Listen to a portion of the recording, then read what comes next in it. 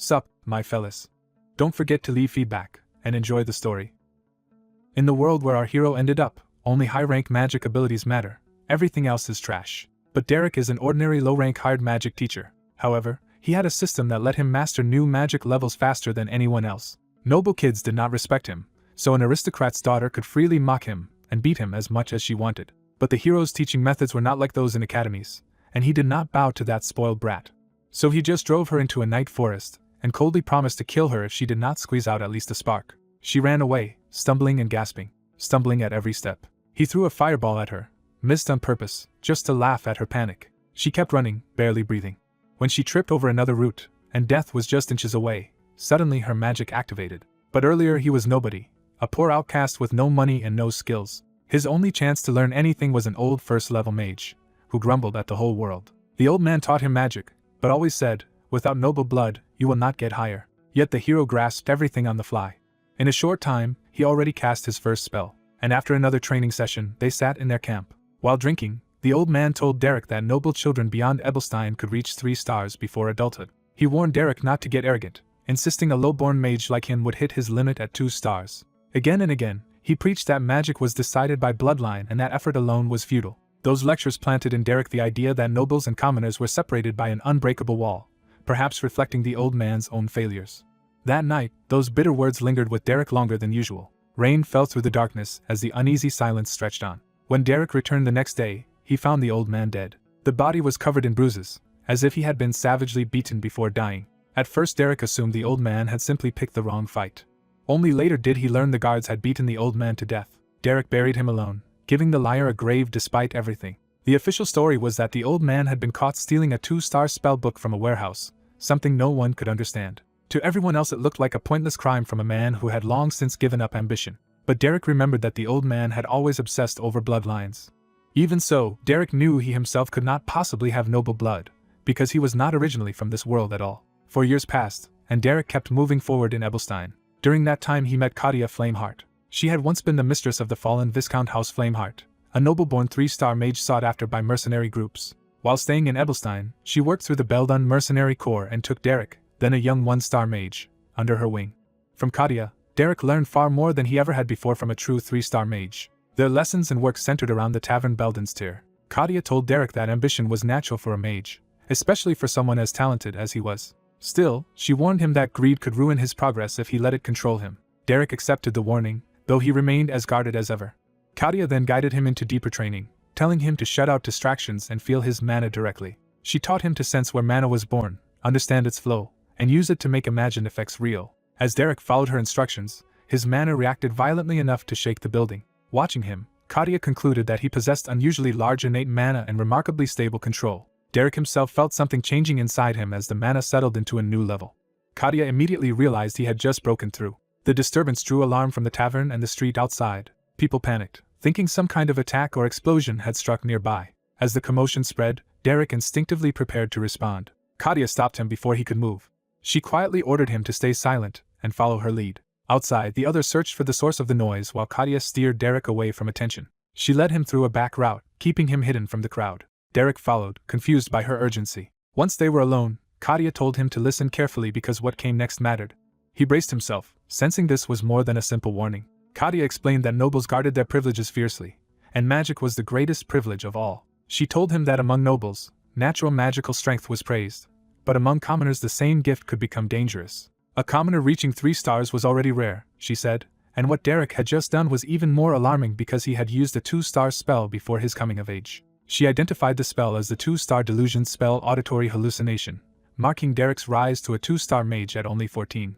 The world itself confirmed the breakthrough by granting him access to 2-star magic and that specific spell. Afterward, Katia kept traveling with him, teaching him more spells and even sharing lessons about noble society. A year later, however, Katia left.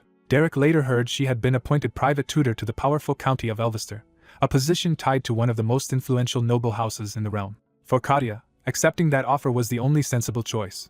Becoming the magic teacher of a noble that powerful was a life-changing opportunity. Before leaving, she gave Derek a 2-star spellbook, and it greatly expanded the range of magic he could learn. Left on his own again, Derek studied the book relentlessly. Another year passed, and through self-study he mastered 2 more 2-star spells. By 16, he had no intention of stopping his climb. Back at Beldunstyr, a new opportunity arrived. Jaden, the mercenary captain, told Derek they had finally received a proper request. The request came from House Duplain of the Grand Duchy, a name so prestigious that Jaden could barely contain his excitement. Derek immediately questioned why a house that powerful would hire people like them at all. Jaden brushed the concern aside, dazzled by the wealth and influence attached to the Duplain name. He argued that even one successful job could open future connections with the Grand Duchy. Derek asked for the actual task instead of the dream attached to it. Jaden claimed it was simple monster suppression on the edge of the Grand Duke's territory, and insisted nobles would not lie about such a request. Derek remained suspicious, because a family that large should not need a small mercenary corps for something so trivial. Trusting his instincts, he refused the job and told Jaden to find someone else. He made clear that he did not take work that smelled wrong. Jaden protested that mages were scarce in mercenary groups, and that Derek was the only one available for the request. Derek still argued that needing a mage for a few monsters made no sense, and that he wanted no part in unnecessary trouble. As he tried to leave, Jaden stopped him with one last offer. The advance alone was 1 gold coin. That amount gave Derek pause despite himself. At that moment the supposed clients were revealed.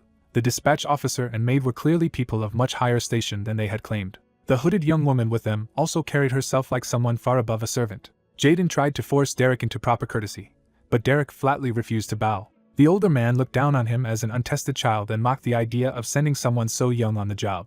Jaden hurried to defend Derek, insisting he was the best mage he knew. The noble man dismissed that defense and prepared to leave, unwilling to trust the task to a mere boy. The maid quietly intervened, stopping him from ending the meeting outright. Her intervention shifted the mood, and all 3 clients watched Derek more carefully. The hooded young woman then addressed Derek directly and asked to speak with him. The scene shifts to the Grand Duchy of Duplain, where the truth behind the request begins to unfold. In battle, Derek cut down goblins with ruthless efficiency. His focus in combat was cold and absolute. He killed 1 goblin in a single decisive strike. Another tried to attack from behind, only to be met just as quickly. Derek cut that one down as well before it could touch him. Soon the goblins were the ones fearing him. He finished the rest with magic, wiping out the group almost instantly. After the slaughter, he calmly reported that the job was complete. The disguised noble trio could only react with surprise at how effortlessly he had done it. The hooded young woman, in particular, took a strong interest in him after seeing his strength firsthand. That night, back at the tavern, the aftermath of the job stirred new conflict. A blonde woman named Pelline accused Derek of becoming a noble's dog for taking their work. She insisted that no matter how poor commoners were, they should never submit themselves to nobles. Then she demanded to know how much money could possibly make him abandon that pride. When Jaden answered that the advance had been 1 gold coin, she was stunned. Jaden could not hide his satisfaction at the reaction. Pelline's outrage instantly turned into greedy amazement. She immediately begged for the same chance, turning the argument into a joke. Once the noise died down, someone asked Derek how the request had actually gone.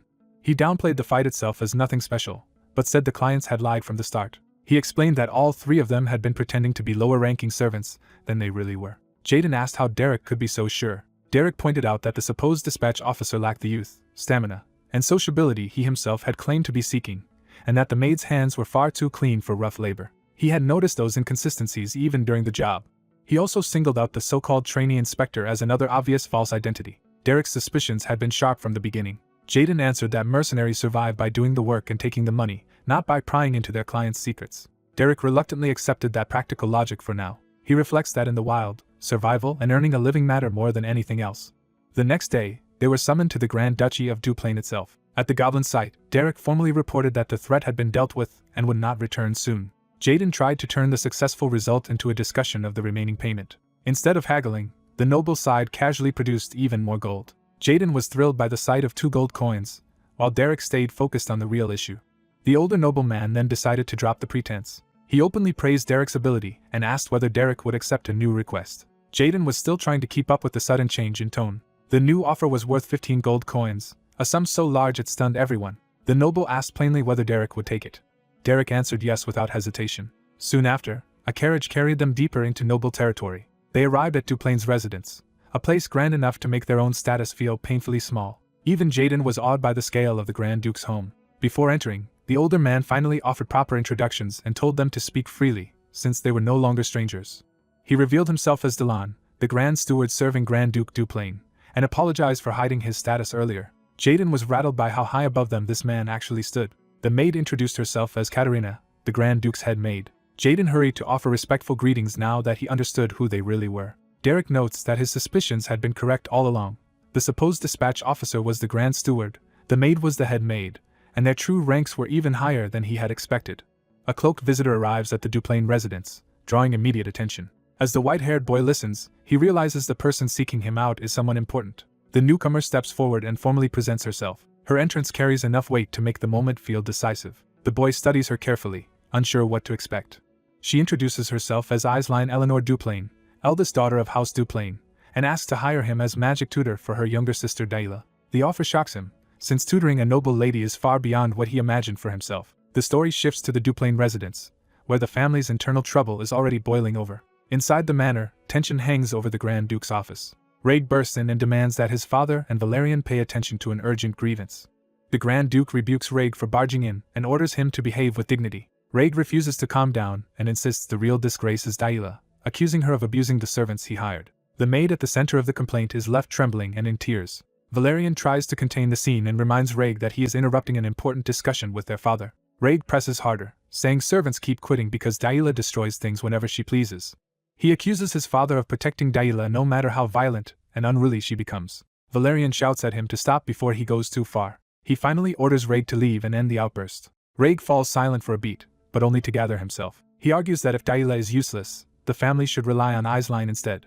Raig goes further and proposes abandoning Daila altogether. The Grand Duke coldly reminds him that such a decision is not his to make. Raig reveals he has already investigated sending Daila to a monastery, framing it as a cleaner solution than keeping her as a burden on the family. That suggestion crosses the line, and the Grand Duke violently slams Raig down.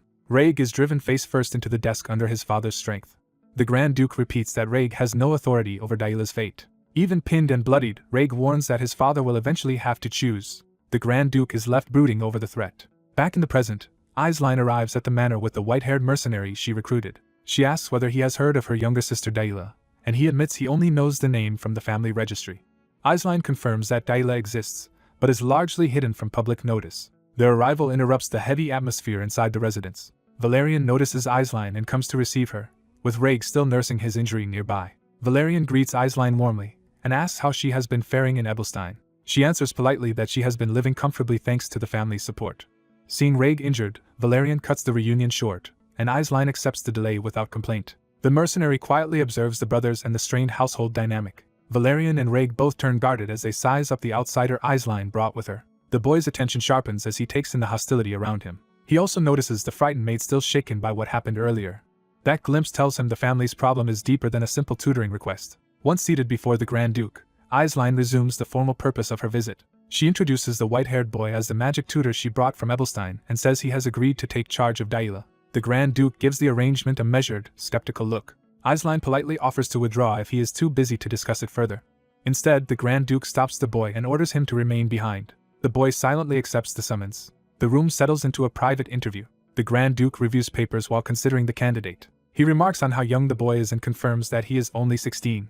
The boy answers plainly that he is. Asked about his magic, he admits he can only use a little one-star magic. That modest answer makes the Grand Duke laugh rather than dismiss him outright. He warns the boy not to hide behind false humility, because it can look less like virtue than evasion. The boy stays quiet, weighing the man in front of him. He realizes the Grand Duke is a 5-star mage, and that empty modesty will not fool him. So he apologizes for any disrespect, and the Grand Duke says he understands how great talent can distort a person's bearing. Still, the Grand Duke bluntly says the boy's age and appearance make him seem unsuited to be a noble girl's tutor. The boy answers honestly that he is a mercenary, not a polished scholar. The Grand Duke decides that because Isline chose him, he will allow him access to the annex where Daila lives.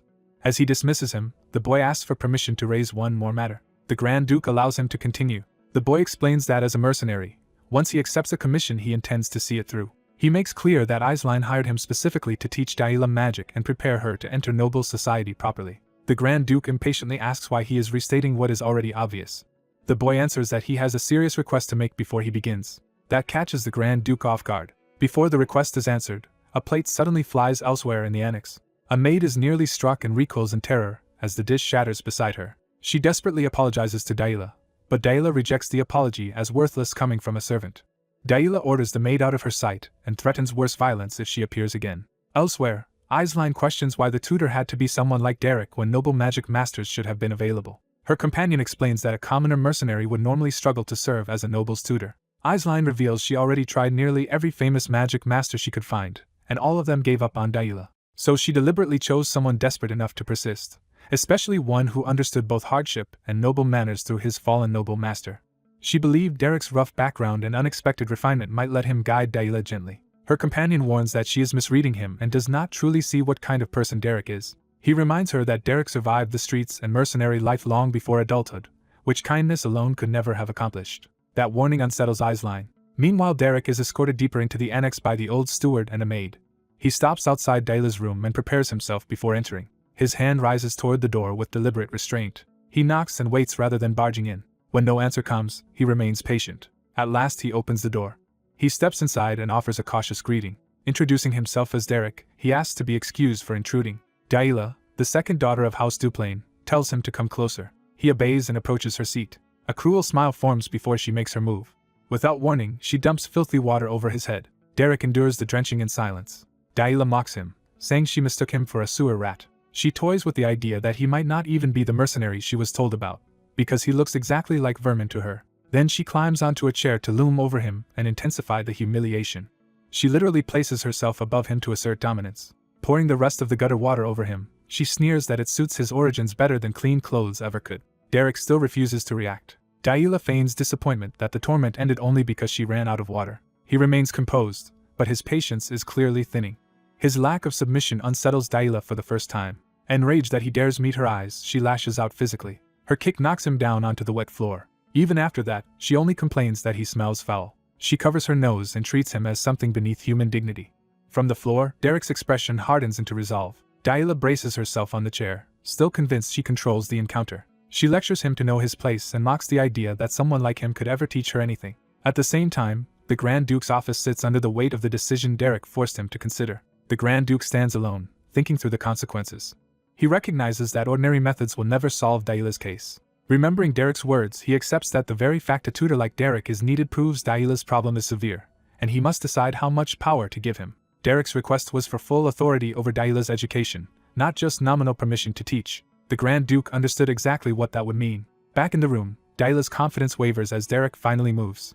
He rises over her, no longer passive, and the balance of power abruptly shifts. Standing above her now, he prepares to enforce the boundaries she refused to recognize. Dahlia is stunned that the prey she was tormenting has become threatening. Derek orders her to stand up. The story flashes back 3 years, to when Derek first sought guidance on how to handle a student like this. As a younger boy traveling with his teacher, Derek asks how one should teach a stubborn student who rejects kindness. His teacher first answers with idealism, saying he would try to understand and embrace such a student. Derek challenges that answer and asks what to do when even that fails. The teacher explains that teaching is about leading someone toward a better path, and when understanding fails, one must find another starting point. That starting point, he says, is fear. The harsh lesson leaves a deep impression on Derek. Returning to the present, Derek repeats the rule Dahlia violated and orders her again to get up and treat others with respect. Dahlia rises from the floor, but only to attack. She swings at him in fury rather than submit. She cannot accept that someone she despises would dare strike back or discipline her. Derek answers her violence with a slap that cuts off her outrage. He tells her plainly that he will not repeat himself and that from now on she will deal with others respectfully. Dahlia can only stare, shocked that anyone has ever imposed consequences on her. She immediately tries to reclaim control by screaming for the Grand Steward and accusing Derek of assaulting a noble lady. The old steward rushes in with maids, alarmed by the commotion.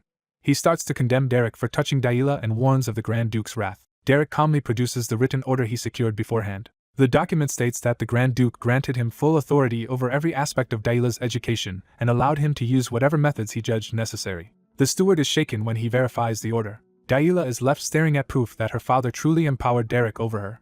Night falls over the Duplain residence as the consequences of that decision spread through the house. Valerian charges toward the annex in a rage, with Raig trying to stop him from making things worse. He bursts in and confronts the mercenary directly. Derek meets the furious noble without flinching. Valerian grabs him and demands to know how he dared strike Dahlia, while Raig urges him to calm down and talk first. Derek answers that he only did what the Grand Duke explicitly permitted him to do. Raig backs him up, warning Valerian that attacking Eiseline's guests would only damage Eiseline's standing, especially since their father approved it. Valerian finally reins himself in, orders Derek to come with him, and tells Raig to stay out of it. Once they are alone, Raig admits he heard everything and even agrees that Dahlia may need to be beaten into sense, assuring Derek that Valerian will not go too far. Derek turns at that remark, taking in just how twisted the Duplain family's idea of solving Dahlia has become. As the commander leads the white-haired boy away, someone watching from behind scoffs that protecting Dahlia is pointless. Inside the dim room, a young blonde girl startles awake as light cuts across her face. The commander opens the preserved room and invites the girl and the boy inside. He explains that this was Daila's room in the main house, left untouched since she was driven out. The boy studies one of Daila's unfinished landscape paintings. The commander recalls that Daila loved drawing and used to shyly seek his praise, remembering her with tenderness. He adds that she never completed her paintings, usually leaving blank spaces and only painting what she liked. After apologizing for losing control earlier, he is told not to dwell on it. The boy asks why he was brought to this room at all. The commander says he wanted him to see that Daila was once a child who did not deserve hatred or abuse, even if she later became consumed by bloodline obsession. He admits that obsession eventually got her expelled from the main house and confined to the annex, and he still cannot understand what changed her. The boy decides they must stop her from being sent to the monastery, believing that if she can show even basic magical ability, he can sway her father. Desperate, the commander grabs him and begs him to save Daila. The boy halts as a new thought occurs to him. He realizes Daila never truly abandoned magic, because the theory books in her room are covered with her notes. When he confirms those books belong to the School of Regulations, the commander explains that nobles are taught through that system. The boy silently pieces together what that means. A forest painting catches his attention as the key to Daila's nature. He takes one of the annotated books, now convinced he has found a way forward. He agrees to try helping her. Night settles over the estate as the plan moves into action. Daila sleeps alone, unaware of what is coming. A bucket of cold water is dumped over her to jolt her awake. She bolts up in shock, drenched and furious. The white-haired boy bluntly mocks her for nearly sleeping through this. Still disoriented, she recognizes him and demands to know if he has lost his mind. Ignoring her outrage, he orders her to come with him because there is somewhere she needs to go. He drags her through the corridor despite her screams, while the maids can only watch in alarm. Under the full moon, the night outside feels ominously open. He hauls her away from the mansion and into the grounds, forcing her farther from safety. When she resists, he knocks her down hard enough to make her cry out. She rages that this changes nothing and rejects any right he thinks he has to lecture her. He cuts through her protests and asks if she wants to hear an interesting fact. With a cold smile, he reveals that he never intended to tutor her at all and only wanted an excuse to beat arrogant nobles. His confession leaves her stunned.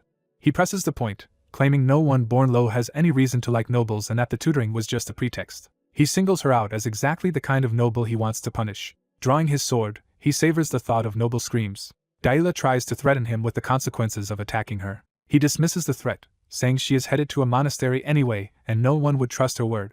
He goes further, saying that if things go badly he can pay with his life, because a commoner's life is worth little in this world. He even treats escape or death as trivial if it means removing a burden from the Duplain family. Daila realizes with horror that if he catches her now, she will truly die. She bolts into the forest, deciding the open grounds would only let him catch her faster. As she runs, she resolves to lose him among the trees she knows well.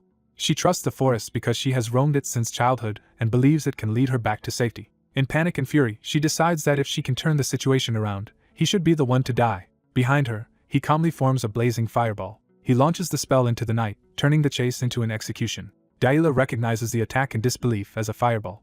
She is even more shaken when she realizes it is two-star magic, far beyond what she expected him to wield. He smiles at her fear, fully in control of the hunt. The fireball bears down on her with lethal force. For a moment she can only stare, frozen by the certainty of death. At the last instant she throws herself aside. The blast tears into the ground beside her and hurls her away in the shockwave. She survives by a hair and gasps in disbelief. He notes with amused disappointment that he missed. The moonlit forest falls silent again, making the danger feel even sharper. Bruised and shaken, she forces herself back up and keeps running. She grits through the pain, refusing to stop. A root catches her foot and breaks her stride. She crashes to the ground, losing precious time. Dazed, she struggles to rise. Before she can recover, blue mana condenses into spear-like projectiles around her. She realizes too late that another attack is already on its way. The glowing spears streak toward her from multiple angles. She braces helplessly as the trap closes in. He praises her speed, remarking that it is impressive for someone supposedly shut away all day. His words make her realize he has been reading her more closely than she thought. She runs again, but he no longer bothers to hurry after her. He watches in silence, already certain of the outcome. As exhaustion mounts, she wonders how much longer she can keep fleeing before he inevitably catches her. A sudden realization flashes across her face. He kneels and touches the ground, sensing the mana around them. The forest itself answers him with a clue. He recognizes the woods from Daila's paintings and concludes this is the place she has known since childhood. He understands that she had been feeling the mana of the wild without knowing it, and pouring that sensation into her art. The pattern confirms his suspicion about her true magical nature. Driven into a corner, Daila raises a rock and tries one last desperate attack. He draws his sword in a single swift motion. The blade stops her strike effortlessly before it can touch him. She is left staring at him, shocked by how completely he controls the fight. Instead of mocking her, he acknowledges her resolve and recognizes that choosing to strike back took courage. Spent and trembling, she can barely hold herself up anymore. He states the obvious at last. She no longer has the strength to run. With his sword poised above her, he asks if she has any final words. She answers with a bitter laugh rather than fear. Refusing to beg, she says she will not grovel like a commoner and tells him to kill her if he must. Instead of striking, he asks why she clings so obsessively to bloodline. The question cuts deeper than the sword ever did, and she turns away. She confesses that without her noble bloodline, she feels she would have nothing left. Her despair spills out as she fixates on magic as the one thing that could have proven her worth. Through tears, she admits the truth she has never said aloud. She never truly tried because she believed she would fail. He listens in silence, letting her finally say it. She breaks down completely, saying that no matter how hard she tries, she falls behind in both magic and painting. If even her bloodline means nothing, she no longer knows what remains of her identity. Collapsed on the ground, she asks what she even is. He pauses, no longer treating her as an enemy. Then he lowers the sword and redirects his mana. She watches through tears, unable to understand what he is doing. He says he has heard enough and abandons the threat of execution. When he says goodbye, she thinks for a heartbeat that he still means to kill her. Instead, blue power surges past her rather than into her. She squeezes her eyes shut, bracing for death that never comes. When she opens them again, confusion replaces terror. A wall of ice has risen around her, stopping the sword and danger alike. She looks up in astonishment as the frozen barrier glitters under the moon. The boy stands outside the ring of ice, having turned the attack into protection. Yahello stares at her glowing hands and realizes she has just manifested mana herself. He sheathes his weapon, the lesson now complete. Bowing politely, he praises Lady Yahello and apologizes for the cruelty of how he forced this breakthrough. She can only stare, still trying to understand the reversal. He explains that what she produced may be only a raw manifestation of mana rather than formal magic, but it is still proof that she can do it. The words hit her harder than any blow, and emotion catches in her throat. She bursts into tears, overwhelmed by the first real proof that she is not hopeless. He lets her cry within the ice he raised for her, no longer threatening her at all. The moon hangs over the forest as the violence gives way to revelation. Once she calms, he tells her this means she belongs to the school of the wild. He explains that nobles are usually taught through the school of regulations, even though all schools share the same foundation and differ mainly in how magic is understood and mastered. Because her temperament belongs to the wild, trying to force herself into the regulations method was doomed from the start. Still shaken, she asks how he could possibly know that about her. He answers that he saw it in the drawings she made. From those paintings, he understood that she could sense mana moving through nature and transfer that feeling onto the canvas. He adds that mages of the school of the wild usually begin by sensing the mana in nature when they are young. For the first time, she listens without resistance, trying to absorb what this means for her life. After helping her recover, he tells her she should be able to walk now. He says this is only the beginning, but promises that from tomorrow onward he will teach her how to manifest mana naturally. As he turns to leave, she stops him by name. Awkward and flustered, she manages a hesitant thank you.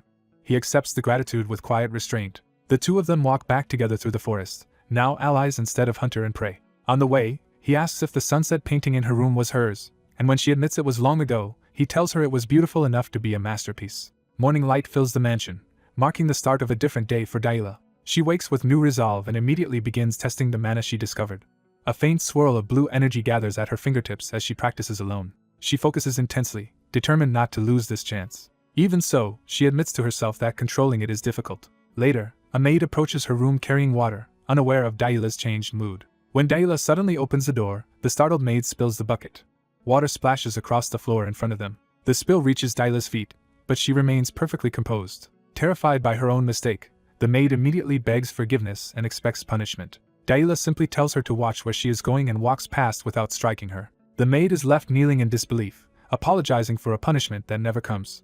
Yahello leaves with calm authority instead of cruelty. The maid can barely process that Yahello walked away without hurting her. As the other maids gather around, they realize something changed in Yahello after last night, though none of them know what. Elsewhere, Derek sleeps peacefully after the night's ordeal. His rest ends when someone urgently calls his name, pulling him back into the next turn of the story. A white-haired young man is roused and asks what someone wants from him. Outside, Lady Yahello bluntly demands that he teach her to control the mana she has finally manifested, ignoring the butler's objections. The head butler is stunned that Yahello has manifested magic at all. Yahello presses the issue, reminding him she was promised instruction today and insisting he stop delaying. The butler tries to put her off until the afternoon, but the closed door only hardens her mood. As the butler privately celebrates her breakthrough, Yahello openly shows her impatience. She pounds on the door and orders the man inside to teach her immediately, treating refusal as an insult. Even while he lies in bed, she keeps shouting for him to open up and curses him for ignoring her. The estate settles into a new day under the weight of this unexpected development. Elsewhere in the mansion, someone strides through the halls as the news begins to spread. The servants whisper that Dahlia has suddenly stopped lashing out over small mistakes, which already feels like a miracle. The rumor grows more startling when they add that she has also manifested magic. A young noble overhears the gossip and stops in his tracks. Raig demands the servants repeat what they just said about Dahlia. The family patriarch pauses his work as the matter is brought before him.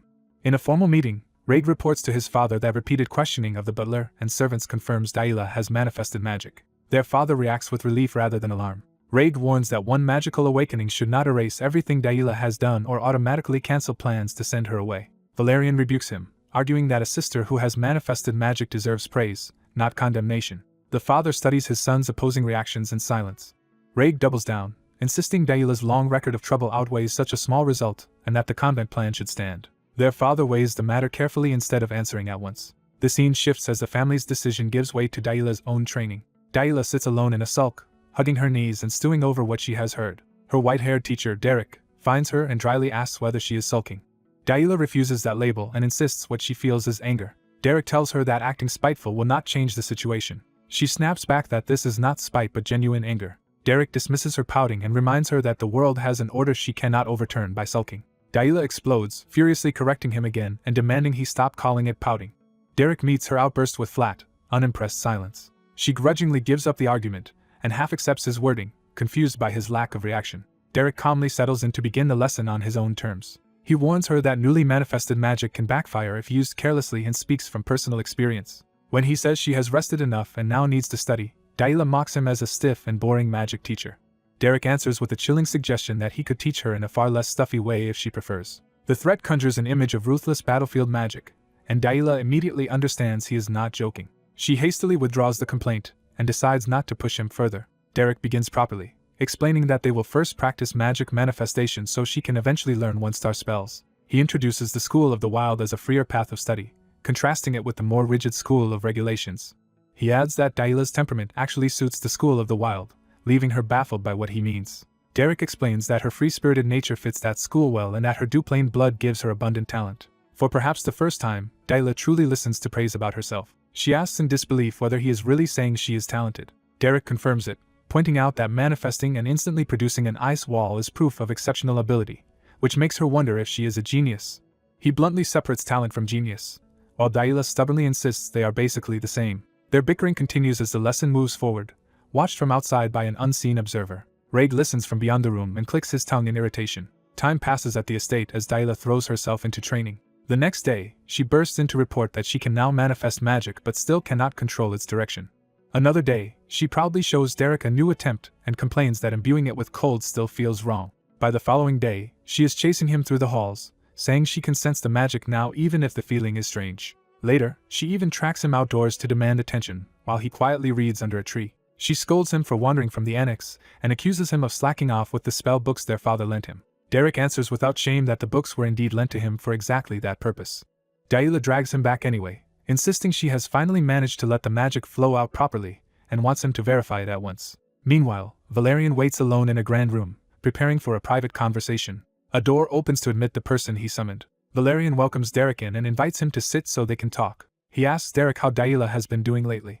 Derek reports that she has made real progress, though mastering one-star magic will still take more time. Valerian accepts that assessment, and warns that his mother will return next week. He cautions Derek in advance that she is not someone to underestimate, especially because nobles resent commoners holding important positions. Derek acknowledges the warning and asks if that is the real reason he was called. Valerian hesitates, choosing his words carefully.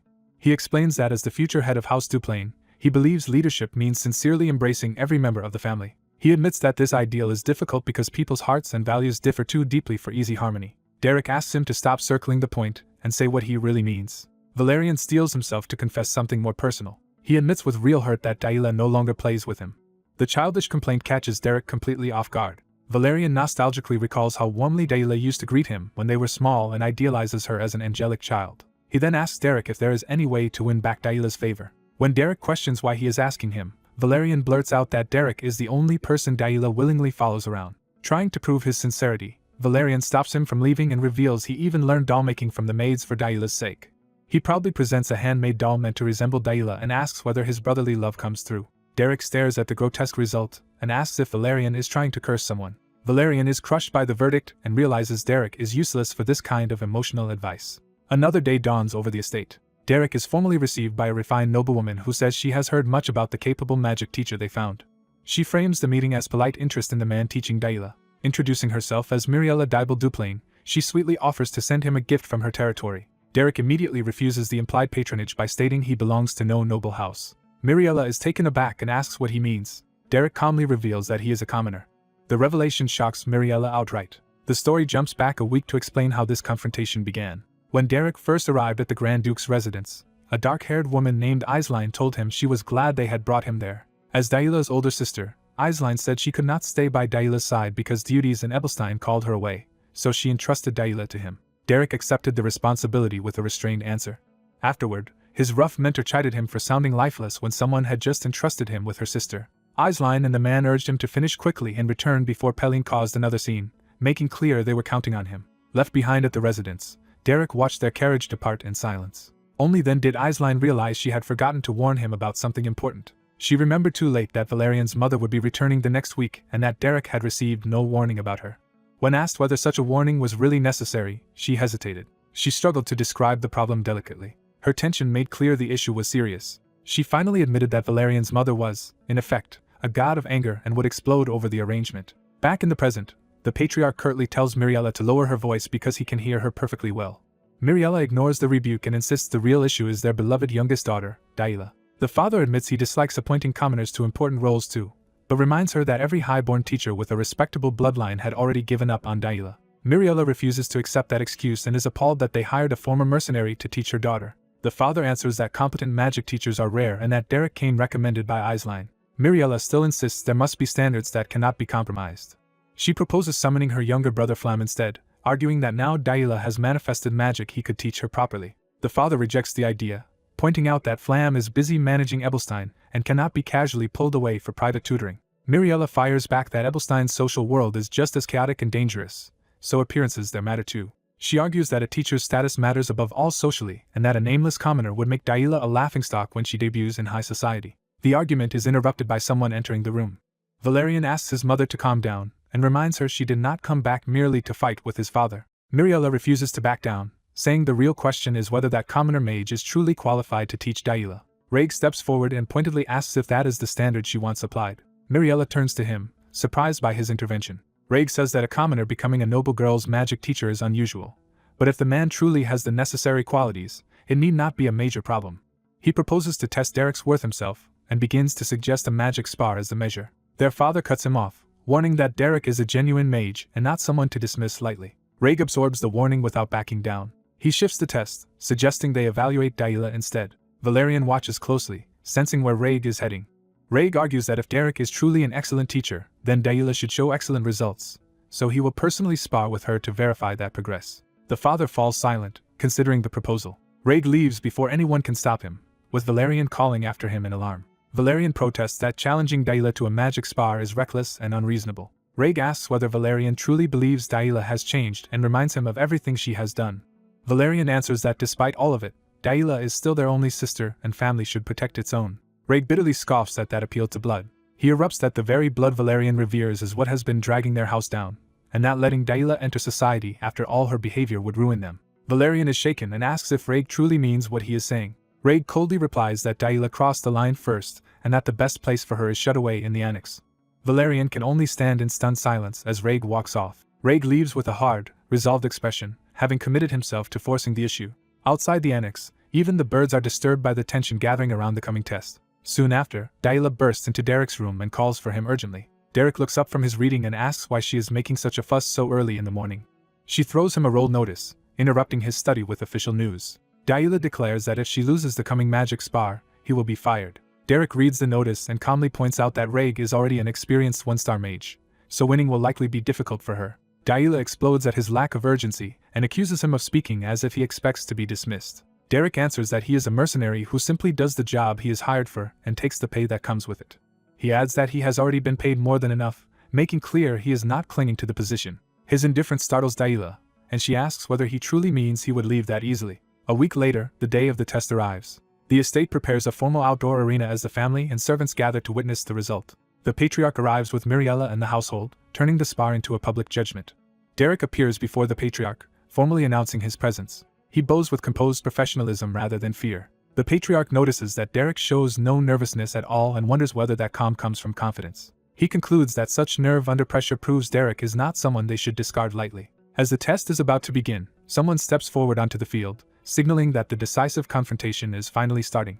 A nobleman in a dark cape steps forward, already resolved to turn this spar into a ruthless humiliation. He makes it clear that this will not be a simple exchange of magic and that he intends to break Yahello completely. As he advances, his hatred sharpens into a promise that he will make her regret everything tied to her past. Yahello enters the arena in silence, taking her place without retreat. Behind her hood, she steadies herself and faces what is coming.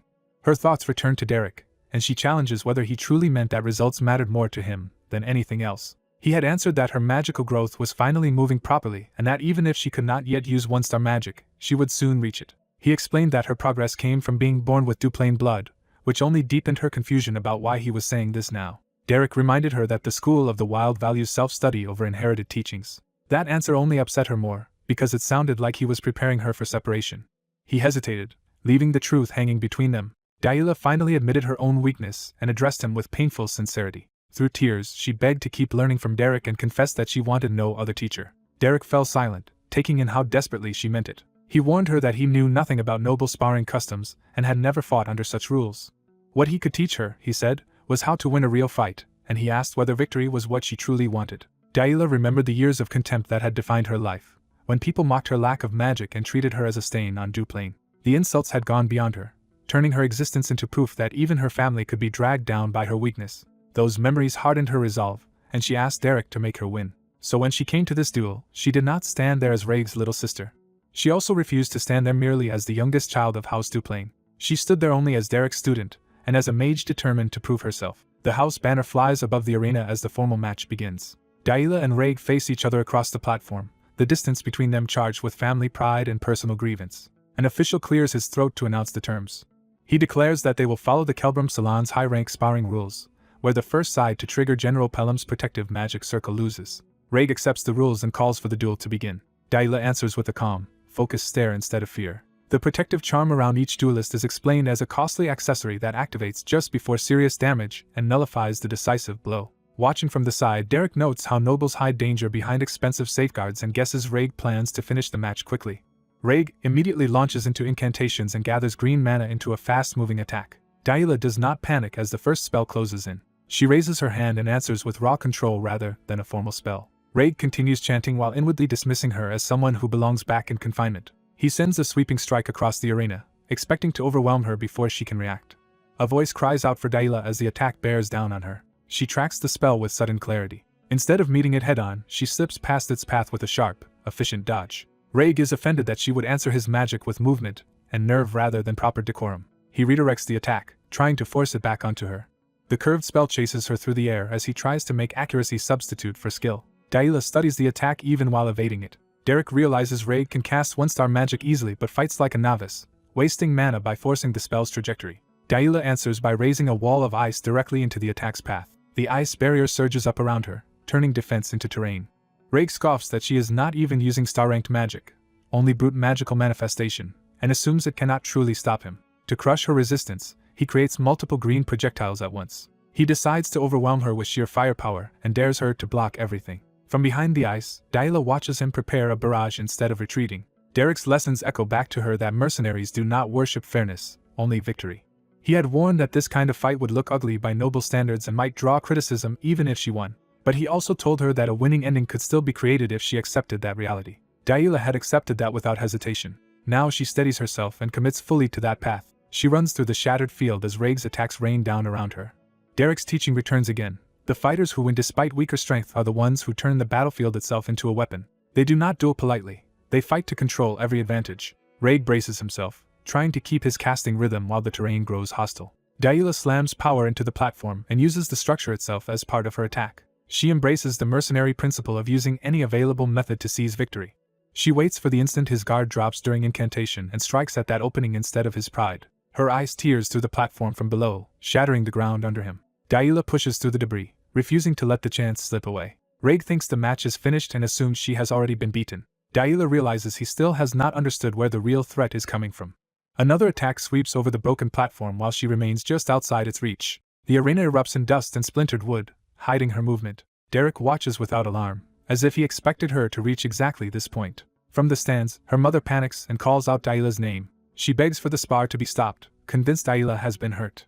But the family patriarch orders her to sit and insists the duel is not over. When she protests that Daila was clearly hit, he points out that the protective circle never activated, meaning no decisive blow landed. That answer leaves him watching more carefully. Derek remains seated, following the battle in silence. He notes that Raig never even flinched, which means he had already anticipated Daila's growth to some extent. Raig searches the wrecked platform, trying to recover control. He cannot understand why the protective charm stayed silent, and where Daila disappeared to. Then he finally notices her below the platform, looking up from the hole she created. Before he can react, the damaged floor gives way under his feet. A rising pillar of ice blasts him off balance and throws him backward. He crashes down hard, stripped of the composure he started with. Realizing she is attacking from beneath the platform, he sees too late that she has changed the battlefield entirely. He protests inwardly that leaving the platform should count as a loss, but the rules offer him no rescue. The official remains unreadable, giving him no support. Raig bitterly understands that noble rules never imagined anyone would use such a dirty but legal tactic. He regains his footing amid the wreckage and prepares to continue. Ice spikes erupt around him again, hemming him in and forcing him to move where Daila wants. He runs through the narrowing lane she creates, no longer dictating the pace. Unable to see her, he realizes the pressure has reversed and that she now needs only one clean hit while he cannot target her at all. He recognizes with growing anger that this has become a true fight, stripped of noble etiquette. He calls for Daila, trying to draw her out. She answers only by staring up at him from the darkness below, calm and relentless. Her eyes burn with the same cold resolve that once belonged to Derek. Raig suddenly recognizes that expression and remembers seeing it on Derek when threatened before. That realization unsettles him more than the ice itself. He concludes that Daila could never have devised this alone and blames Derek for turning her into this kind of opponent. Deciding to stop playing by appearances, he strips away his cape to move freely. The discarded cloak falls between the ice pillars as he prepares a harsher response. He resolves to answer her scheme with one of his own. Standing amid the shattered arena, he gathers himself for a desperate counter. From above, Daila's mother is horrified to realize her daughter has gone down into the broken space beneath the platform. She begs again for the fight to end, but the patriarch refuses because the rules still technically hold. Even he begins to think more carefully about what he is seeing. Below the platform, Daila crouches among broken beams and ice, listening rather than rushing blindly. She focuses and begins to read the battle through sensation instead of sight. She identifies the flow of mana moving above her. At the same time, Raig starts another spell and suddenly senses that she is tracking him through his mana. He stumbles as the unstable footing and her pressure disrupt his casting. He realizes she is timing every attack for the moment he begins an incantation and panics at the thought of losing that way. His fear sharpens into a reckless decision. He looks up and notices the tall flagpole anchored into the ruined platform. Daila senses the mana flow stop and immediately understands that he is changing tactics. She decides that whatever he tries next, she must strike the instant he starts another cast. The official addresses Raig uneasily as the young noble moves beyond normal sparring conduct. Raig climbs the flagpole to gain height and distance, escaping the blind zone Daila created. From above, he reasons that she should not be able to react to his mana at that range, though casting from there is still difficult. He finds a single brutal solution and channels power without relying on a formal incantation. He decides to destroy the entire platform itself, forcing the battlefield to collapse around her. Derek watches this escalation with a hard, unreadable expression. The platform splits under the impact as lightning-like force tears through its supports. The flagpole itself snaps loose in the destruction. Raig is thrown from his perch as the structure gives way beneath him. The whole arena erupts in a massive cloud of debris and dust. From the stands, Daila's mother cries out in terror for Raig as well now that the destruction threatens everyone involved. Raig lands hard but manages to survive the collapse. Bruised and breathing hard, he tries to recover his bearings through the dust. A shadow suddenly rushes through the smoke toward him. He reacts instantly and forms a magic arrow at close range, aiming to finish her before she can reach him. The arrow shoots forward in a straight killing line. Daila sees it too late to avoid cleanly. She twists her body and throws up her arm, taking the hit through sheer will. The magic tears into her hand and arm, freezing and damaging them as she forces the attack off course. Pain flashes across her face, but she does not stop. The deflected arrow spins away instead of piercing her through. It passes behind her as she keeps charging straight at him. Even wounded, she closes the remaining distance before he can reset. Raig thinks he still has the advantage at close range and needs only one more arrow to end it. Daila answers that thought with a brutal physical strike, driving her boot into his chest. The impact shocks them both, but it is Raig who is left gasping beneath her. He collapses to one knee, clutching his chest as the breath is knocked out of him. Desperate, he grabs a handful of dirt from the ruined ground. Daila sees the motion and swings through with everything she has left. Raig flings sand into her face, blinding her for an instant and buying himself space. She recoils upward through the broken ceiling while he shields his eyes and snarls at her persistence. he realizes she has exhausted her mana and is now relying on kicks, dirt, and raw desperation just to keep a chance at winning. At last he acknowledges her resolve and reframes the duel as a test of her worth rather than a simple punishment. He silently vows that if she is this determined, he must answer her with equal seriousness as her brother. For a moment the bright sky hangs over the ruined arena like a pause before the next exchange. When the dust settles, Dayla stands again facing Raig, both battered and still in the fight. Holding her injured head and glaring forward, Dayla refuses to yield despite the pain and the ruin around her. A wounded blonde girl in red steadies herself as blood runs down her face, setting a tense and painful mood. Her teacher begins explaining magic through a simple metaphor, asking her to think of it as painting. He reframes spellcasting as shaping mana with intent, like using a brush to move paint. The lesson continues. A mage gathers loose mana and arranges it into a complete form. Under the night sky, the white-haired teacher demonstrates that principle directly for her. He names the result plainly, making her realize that this act of shaping mana is what magic truly is. The idea hits Dayla with sudden clarity and awe. As she watches the glowing trail in the sky, the abstract lesson becomes something she can finally grasp. Remembering her battered state, she turns inward and focuses despite the pain and humiliation she has endured. She begins repeating the lesson to herself, accepting that spells are only tools for directing mana. Following that understanding, she lets mana gather around her body and hands. She senses mana at her fingertips and decides to draw with it herself. Her hesitation hardens into conviction as she fully understands what magic requires. That realization manifests into a real spell, and an ice spear forms beside her. An older onlooker is stunned by what he is seeing. Dayla's mother recognizes the feat at once and realizes her daughter has just used one-star magic. Her opponent, Raig, is shaken but immediately identifies the spell and accepts that Dayla has caught up to him. Dayla holds her new magic with surprising composure, no longer looking like a helpless novice. Raig refuses to yield and prepares his own attack first. He convinces himself that even if Dayla has reached the same rank, he still has the advantage in speed and experience. Betting everything on striking first, he commits to an all-out attack. Dayla answers by directing her spear with calm focus instead of panic. Raig launches his magic forward, trying to overwhelm her before she can respond. The two attacks race toward collision. A violent impact tears through the training ground. Dayla's mother cries out, fearing the worst for her daughter. When the dust clears, a protective barrier is visible at the center of the blast. The barrier absorbs the force and keeps the attack from reaching Dayla. Raig realizes what happened as he catches his breath in the cold aftermath. Dayla also understands that something protected her at the crucial moment. Her teacher watches in silence, calm and unreadable. The story shifts back to the beginning of this relationship, 1 year earlier. At the Duplain estate, ordinary life continues quietly before the conflict that will follow. A letter arrives at the estate concerning an upcoming social gathering. The household head is informed and asked how he wants the matter handled. He notices Dayla isolated and withdrawn in another room. She sits alone, tense and guarded, already carrying the weight of her circumstances. Her father studies her in silence, measuring her state rather than comforting her. The memory returns to her injured face, linking that lonely girl to the present ordeal. Back in the duel, the barrier still stands around Dayla while the attack rages outside it. Dayla realizes the barrier activated on its own to protect her. Raig is left kneeling amid the wreckage, his attack spent and his advantage gone. The teacher quietly accepts the outcome. Raig admits defeat to himself. Dayla finally breaks down, releasing all the fear and pressure she had been holding back. From above, her father observes the ruined field and the result of the match. Her mother reacts with disgust, insisting that what Dayla used cannot be considered proper noble magic. Dayla stands crying and hurt, while being judged instead of comforted. Her father questions how a mere tutor could have taught something so improper to a Duplain daughter. A memory surfaces of Raymond Oswald Duplain presenting himself proudly as a noble warrior before a superior. He was once told that he resembled his father, and carried the same ambition. He accepted that praise eagerly, revealing how deeply ambition defines him. In the present, Dayla wipes at her tears and tries to regain control. Her father notes that the look in her eyes has changed, seeing growth where others only saw disgrace. The servants rush to Dayla in concern as she struggles to stand.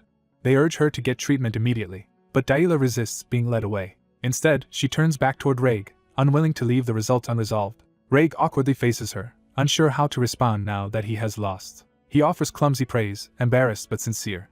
The maids try again to escort Dayla away while Raig lingers in the background, still flustered. Dayla ignores them and keeps moving with a fixed purpose. She goes straight to her teacher rather than to safety or treatment. He waits for her without interrupting, letting her speak first. Dayla lowers her head, ashamed and overwhelmed. She struggles to force the words out through tears. At last she confesses that she lost. She apologizes as if she has failed him personally. He listens without judgment. Then he moves closer and gently reassures her. He tells her that losing is acceptable. More importantly, he urges her to use this frustration as fuel to grow stronger. His words catch her off guard because they offer encouragement instead of blame. The relief breaks her composure, and she cries openly in front of him. The servants watch anxiously as Daila clings to that small kindness. Her mother approaches after seeing this exchange. She calls for Daila sharply, reclaiming authority over the situation. Yet when she reaches her daughter, her tone softens into grief and concern for what Daila has suffered. She embraces Daila and tells her to stop enduring it alone and get treated first. Daila accepts that comfort at last. As the maids lead Daila away, her mother watches with tears in her eyes. She is left shaken and conflicted by what has happened. The teacher turns to leave quietly, expecting no further place in the family's affairs. But Daila's mother stops instead of following her daughter. He notices her hesitation and waits. She suddenly unleashes her anger on him, accusing him of corrupting Daila with vulgar tricks. He remains composed even as she closes in on him. She insists he taught Daila something dirty and unworthy of a noble lady. He does not flinch under the attack. She argues that someone of his station cannot understand the dignity nobles must protect. Trying to justify herself, she appeals to her husband and claims Daila was taught something shameful rather than magical. But her certainty falters when she senses the room turning against her. Her husband rebukes her, pointing out that her public outburst is the truly vulgar behavior. She cannot understand why he would defend a commoner over noble pride. He answers that the teacher may be a commoner, but he is still their daughter's teacher. By framing the issue that way, he exposes how disgraceful her treatment of him has been. He asks the teacher to forgive her, excusing it as a parent's distorted way of loving a child. The teacher stays silent, weighing the situation. He accepts the apology, and is then invited to a private audience. The father leads him away while the mother is left stunned by how events have turned. She remains rattled, unable to reconcile her outrage with her husband's decision. In the audience room, the father begins by praising how well Daila has been raised and taught. He presents himself as a generous lord ready to reward that success. Then he reveals the bait he prepared specifically for the teacher: access to 3-star magic. The offer lands exactly where he intended. The teacher immediately recognizes the danger of dealing with a 5-star mage and Grand Duke who understands people too well. Even so, he decides that an opportunity like this cannot be ignored. The father acknowledges the teacher's skill but says 1-star instruction alone is not enough for Daila to survive noble society. The teacher argues that now that Daila has found the feel for magic, many others could guide her further. The father rejects that idea, saying Daila does not merely need instruction but a true teacher. He punctuates the point with deliberate calm, keeping the teacher under pressure. Then he names the teacher's hidden ambition outright, saying a commoner like him is not even supposed to dream so high. He makes clear that he knows exactly how insulting noble limits must feel to someone with that hunger. He also shows that he understands the teacher aims beyond 3-star magic, toward far greater heights. That insight makes the father even more dangerous, because he is not merely powerful but perceptive. He concludes that a man with such ambition is already preparing to leave this estate eventually. The teacher admits it, but the father still asks him to remain and teach Daila a little longer. The teacher keeps hearing the temptation repeated in his mind: the highest realm a commoner is allowed to touch. The father presses the offer once more, forcing a decision. This time the teacher openly accepts, driven by his desire for higher magic. Soon after, a door opens onto a hidden library prepared for him. He is brought into a private archive filled with rare spellbooks. He immediately begins searching through the collection with focused hunger. The books contain advanced magical formulas and diagrams far beyond what he has had access to before. He is momentarily speechless at the scale of what has been placed before him. Then he quietly admits how extraordinary the reward is. He realizes this room is filled entirely with 3-star spellbooks, treasures many mages would never obtain even once in a lifetime. Holding one of them, he understands just how much the Grand Duke is investing in him. That reward gives him more than enough reason to remain at the estate for now. He also worries that another woman in his life, Pelling, would be furious if she learned he had chosen to stay. Time passes under a bright sky, easing the tension after the duel. Recovered and proud, Daila announces that she is now a 1-star mage. Her teacher dryly confirms that using 1-star magic once disqualify her, at least technically. Daila is offended that he treats her breakthrough so casually and demands proper recognition. He reminds her that real mastery is difficult, while noting she has recovered well over the last 3 days. He also teases her for how hard she cried after the duel. Embarrassed, she loudly denies it and claims it was only dust in her eyes. She admits she had feared he would be thrown out because of what happened. Instead, he calmly resumes their lessons and tells her she is progressing fast enough to learn the rest of the 1-star spells soon. Daila immediately latches onto the word fast and demands an explanation. He explains that reaching 1-star magic so soon after her magic manifested is unusually rapid growth. Excited, she starts listing flashy spells she wants to learn next, from magic arrows to wind blades. She even dreams of mastering the ice spear that impressed her so much, but he cuts her off and redirects her training. When he says they will practice magic manifestation instead of more spells, she is baffled and disappointed. He explains that although there are many reasons, the most important thing is always the basics. Reducing it to fundamentals, he says it all comes down to mana, and she reluctantly agrees to follow his lead. Still pouting, she accepts his explanation while grumbling that she got excited for nothing. Her frustration lingers, but she remains attentive. Noticing him staring thoughtfully, She asks why he is looking at her that way. He answers that he is simply surprised to see her obey so readily, ending the scene on a teasing note as their lessons continue. Yahello indignantly insists she has honored Derek's guidance from the very start. Derek quietly challenges that claim by recalling how things truly began. He reminds her that her first response to him was humiliating him with dirty water more than once. Embarrassed, Yahello admits those insults were impossible for him to forget. He goes on to remember her as a reckless girl who laughed at everything and cared only about rushing off to magic practice. Even then, he had already seen her as wild and unruly. The memory gives way to a later night at the ducal estate. After exhausting herself with magic, Yahello lies in the grass trying to catch her breath. Derek approaches and notes that her life is about to become much busier. As he sits beside her, she confirms she has heard the news too. She explains that starting next week she will be forced into etiquette and general education classes on top of magic. Derek treats that as natural progress, but Yahello bitterly asks whether he really thinks she should be happy about it. She lists the endless noble subjects awaiting her, and cannot understand why she must learn any of them, wondering how Aisline endured such a life. Derek answers that this discipline is exactly why Aisline became the celebrated flower of Duplain and a central figure in high society. Yahello confesses she wants only to study magic, and Derek tells her to keep doing so because his position in the house gives them room to maneuver, though she doubts they truly have much time. He asks whether anyone could still force him out now. Yahello warns that while her father has acknowledged Derek, her mother will not quietly accept it. When Derek asks why the madam wants him gone, Yahello guesses her mother fears Derek will pull her away from noble dignity and turn her into a mercenary like him. Derek dismisses that accusation, saying the kind of dignity nobles praise is far removed from what he saw in their sparring. He bluntly concludes that such dignity is nothing special. Then he tells Yahello that silencing her mother is simpler than she thinks if they remove the excuse being used against him. Yahello pauses, trying to understand what he means. Morning comes over the ducal estate. Inside the mansion, Yahello's mother broods while the household goes about its work. She convinces herself that her daughter has fallen under the influence of an indecent teacher and pities Yahello as a victim. In her mind, Derek is nothing but a crude mercenary teaching Yahello the ways of violence. She imagines Yahello barging into noble society in disgrace, dragging that vulgar influence with her. The thought gives her a headache rather than comfort. She reaffirms that regardless of her husband's approval, she still rules the estate and refuses to accept Derek's place in it. Determined, she vows to find some way to drive him out.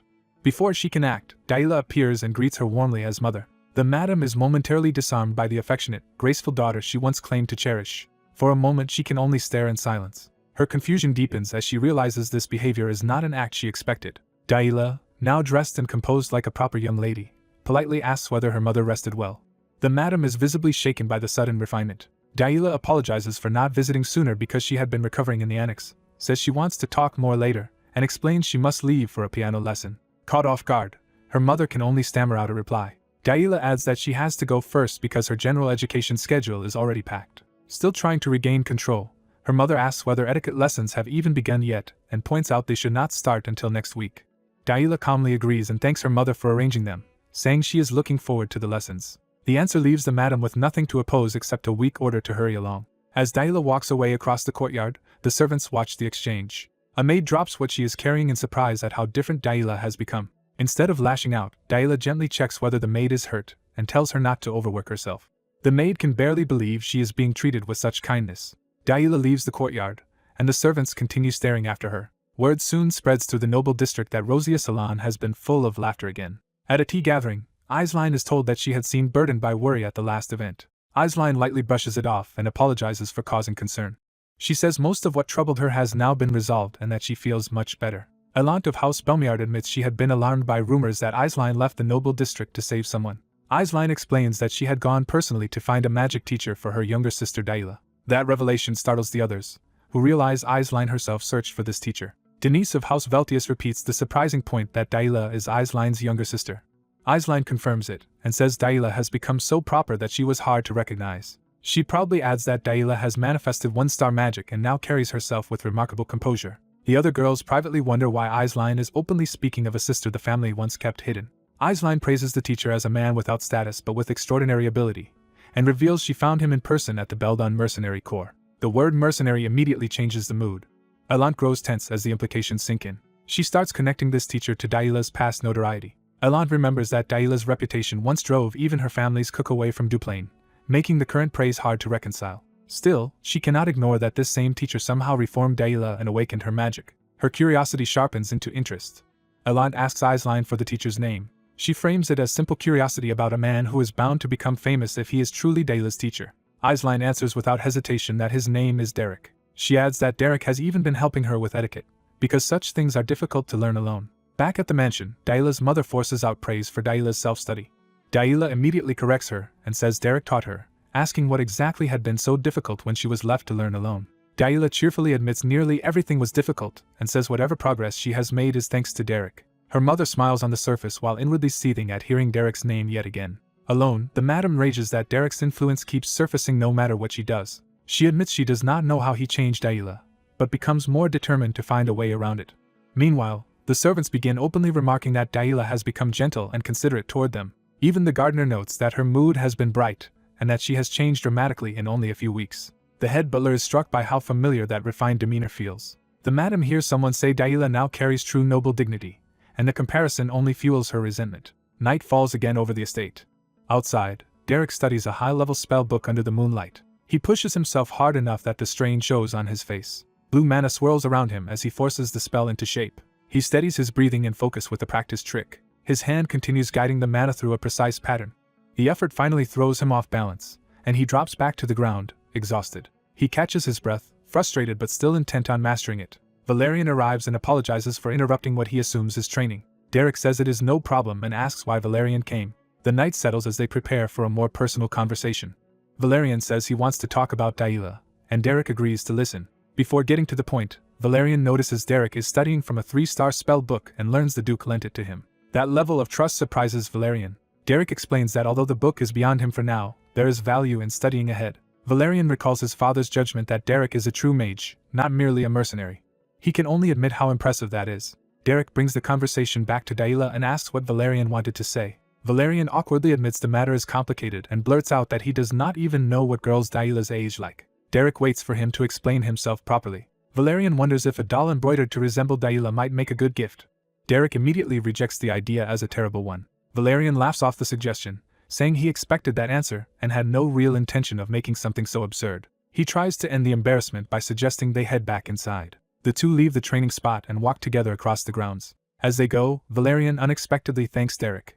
He explains that the household atmosphere has improved, he has been able to focus on governing, and even their father seems quietly satisfied. Derek notes that the Duke's feelings are hard to read, but Valerian says everyone in the mansion can see the difference. Valerian slows, thinking seriously about what has changed. He admits he is finally accepting that people can change, especially children still growing up. He is unsure whether he failed to notice Daila's change or simply avoided it, but now wants to change himself as well.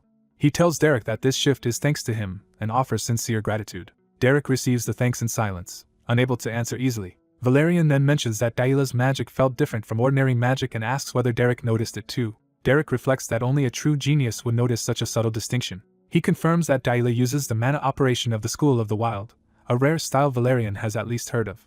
Derek explains that every person handles mana differently, and once Daila fully finds her own path she will no longer need him to teach her. At that stage, he says, a teacher's interference would only hold her back. Valerian repeats the idea of that future level, and Derek quietly says Daila's time to shine will come. 2 months pass. One day a maid brings Daila fresh flowers for her hair, saying they bloomed beautifully and seemed suited to her.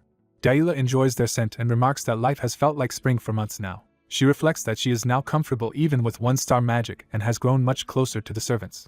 Looking back, she realizes how much she had been missing all this time and credits Derek for opening that world to her. The maid teases that Daila seems especially happy today and guesses it must be because it is a magic lesson day. Daila brightens and asks for one leftover flower so she can give it to Derek as well. The flower slips from the maid's hand before it can be passed to her. It falls to the floor as if foreshadowing something breaking. Daila freezes, suddenly uneasy. A moment later she hears Derek's voice from another room and demands to know what he means. She finds Derek standing before the Duke, and Derek confirms that she heard him correctly.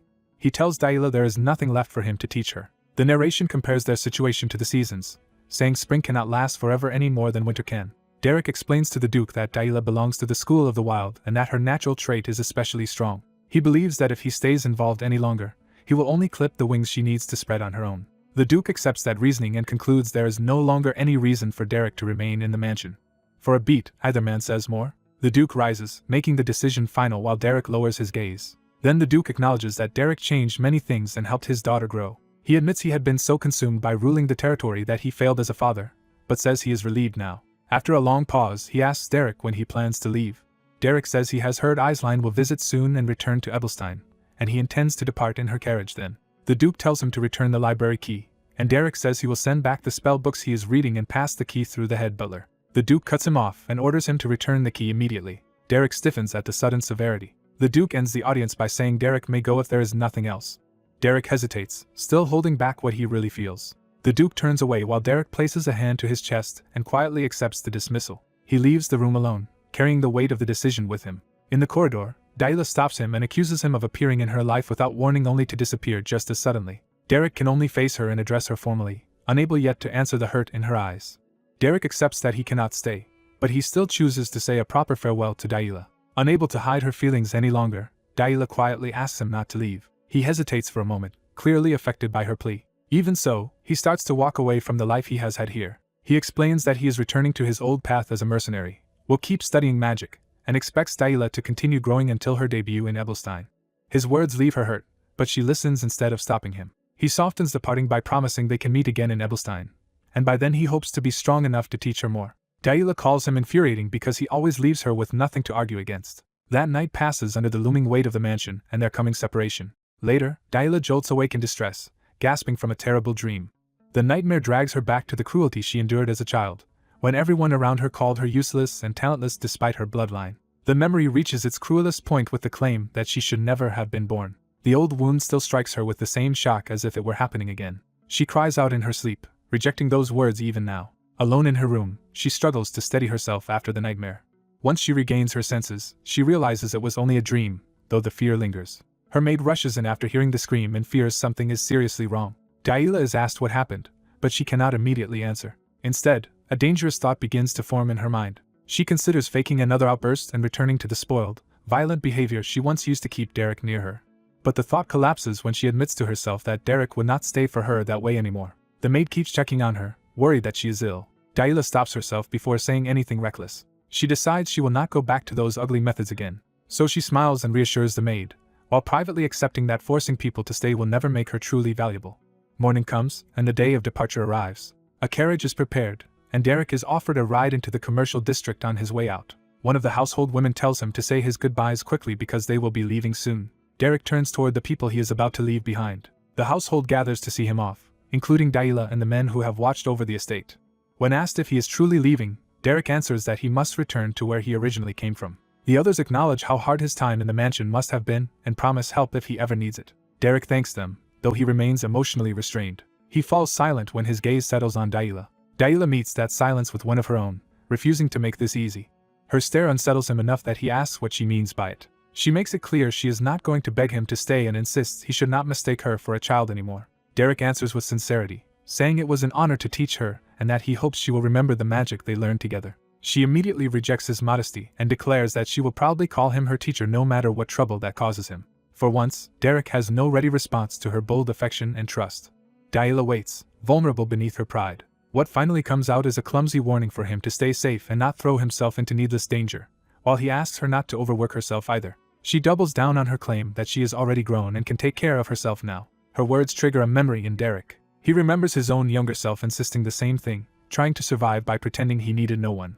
That memory carries the warmth of someone who once held him close. He recalls being told by a woman named Perik to truly take those words to heart. The memory leaves him quiet and reflective. Back in the present, he addresses Yahello with unusual gentleness. He tells her she does not need to force herself to become an adult so quickly. That kindness finally breaks through her composure, and tears begin to gather. As he turns away to leave, she raises a trembling hand after him. She calls his name one last time, making him stop. This time she chooses hope over restraint, and tells him they will meet again. He answers her from a distance, accepting that promise as he continues on. He says they should meet again in Ebelstein, and through tears Yahello agrees. The farewell ends beneath an open sky that feels both bright and painfully empty. Derek returns to Ebelstein's commercial district, back to the rough world he came from. The familiar streets and doors of his old life come back into view. Inside, the place is as violent and lawless as ever, with a man being beaten on the floor. The crowd eggs the attackers on, treating brutality as entertainment. The victim is struck again, while no one intervenes. A blonde young woman notices Derek's arrival and calls out to him at once. Derek answers that he has finally come home. He has returned to the tavern called Beldenstyr, the base of his old companions. The tavern owner welcomes him back with honey wine, remembering that Derek used to love it. The blonde woman Pelline immediately comments on how pale he looks after living among nobles. The owner jokes that when he heard Derek had become a magic teacher for nobles, it sounded too absurd to believe, and he demands the full story. Derek brushes it off, saying he merely worked there and that there is little worth telling. Pelin mocks how formal he sounds now and refuses to let him stay evasive. The owner cuts her off, but she vents that she had to struggle through everything alone while Derek was gone. The owner turns practical and asks whether Derek at least earned good money from the nobles. Derek answers that what he received there mattered more than money. To explain himself, he places a valuable spell book on the table. The others are stunned and immediately recognize it as something extraordinarily rare, possibly even beyond what they expected. Derek calmly clarifies that it is a 3-star spellbook. That revelation throws the tavern into chaos, with panic over theft mixing with greed and envy. Derek silences the speculation by stating that the Grand Duke gave it to him personally. Pelin refuses to believe him and instantly starts asking whether the nobles need an archery instructor too. Time passes, and the tavern settles into another night. Soon after returning, Derek is already asking whether any new jobs have come in. He says he wants something light, just enough to shake off the softness he feels he gained while living safely. The owner laughs off the idea that Derek could ever truly lose his edge and reminds him there is always work for a mage. Derek insists on starting immediately, without wasting even a day. Before long, he is back on the road with Pelin, carrying the spellbook and returning to mercenary life. Their work quickly turns dangerous when Pelin is chased by a monstrous attacker in the wild. The two of them bring the creature down together, with Pelin handling the bow and Derek finishing it at close range. They continue taking on deadly jobs, even fighting through nests of giant spiders while Derek channels magic through his blade. During travel, Derek studies the spellbook whenever he has a spare moment, while Pelin watches him with disbelief. At night, even camp is brief and practical, with little comfort between assignments. When the others sleep, Derek keeps training alone under the night sky. He pushes his mana control further, forcing himself through difficult practice. He concentrates power into a crystal-like core between his hands, trying to stabilize a higher-level spell. The attempt detonates violently and throws him backward. The blast tears through the forest, showing just how dangerous the spell is. Bruised and coughing, Derek admits he has mostly mastered 2-star magic, but 3-star spells are still far beyond him. The spellbook itself confirms how much more complex the next level is. Seasons pass as he keeps studying and working, yet the barrier to 3-star magic remains frustratingly high. Autumn arrives over Beldenstyr, marking the steady passage of time. Winter follows, and Derek is still taking jobs despite the brutal cold. One snowy night, the tavern door opens again to the storm outside. Pelin complains bitterly about the freezing weather as they return from another mission.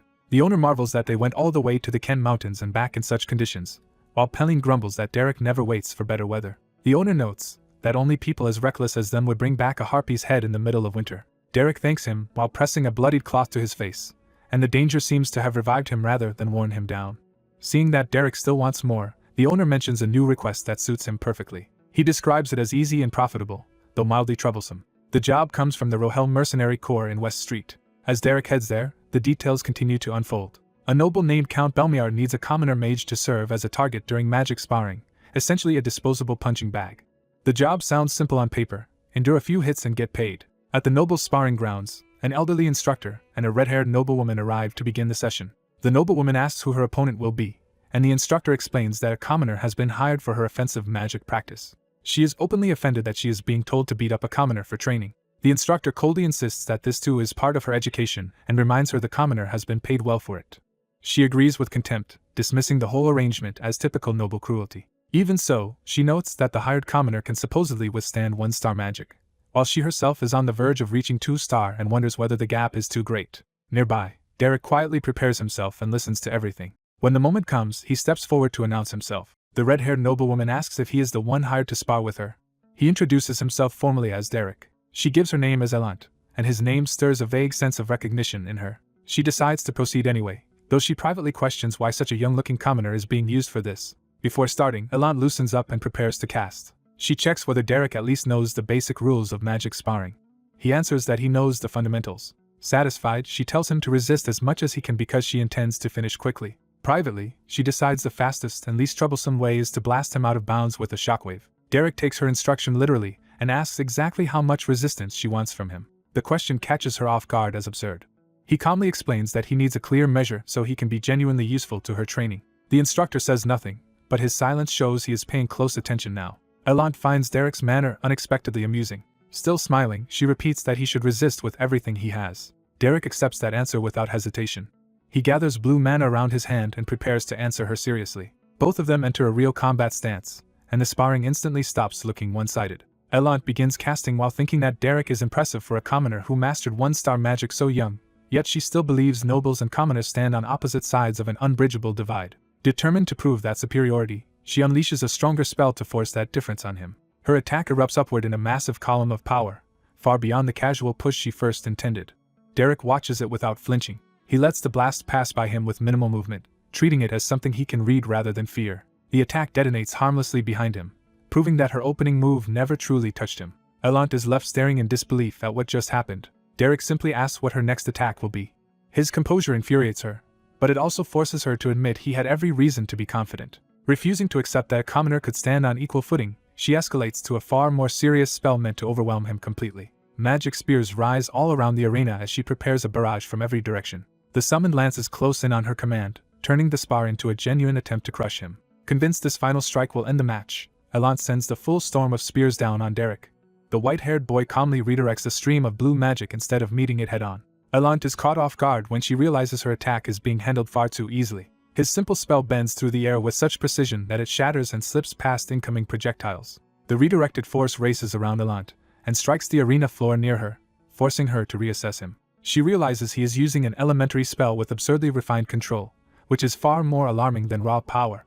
An observing elder admits that, for a commoner, the boy's magical skill is exceptional and his mercenary background was no bluff. Elant accepts that she underestimated him and decides to stop holding back. She shifts from testing him to launching a serious attack meant to devastate the entire arena if necessary. The boy immediately reads her new intent, noting that she is no longer aiming at him alone but at the battlefield itself, and he respects her adaptability. Elant begins summoning a large number of blazing spears with rapid, practiced precision.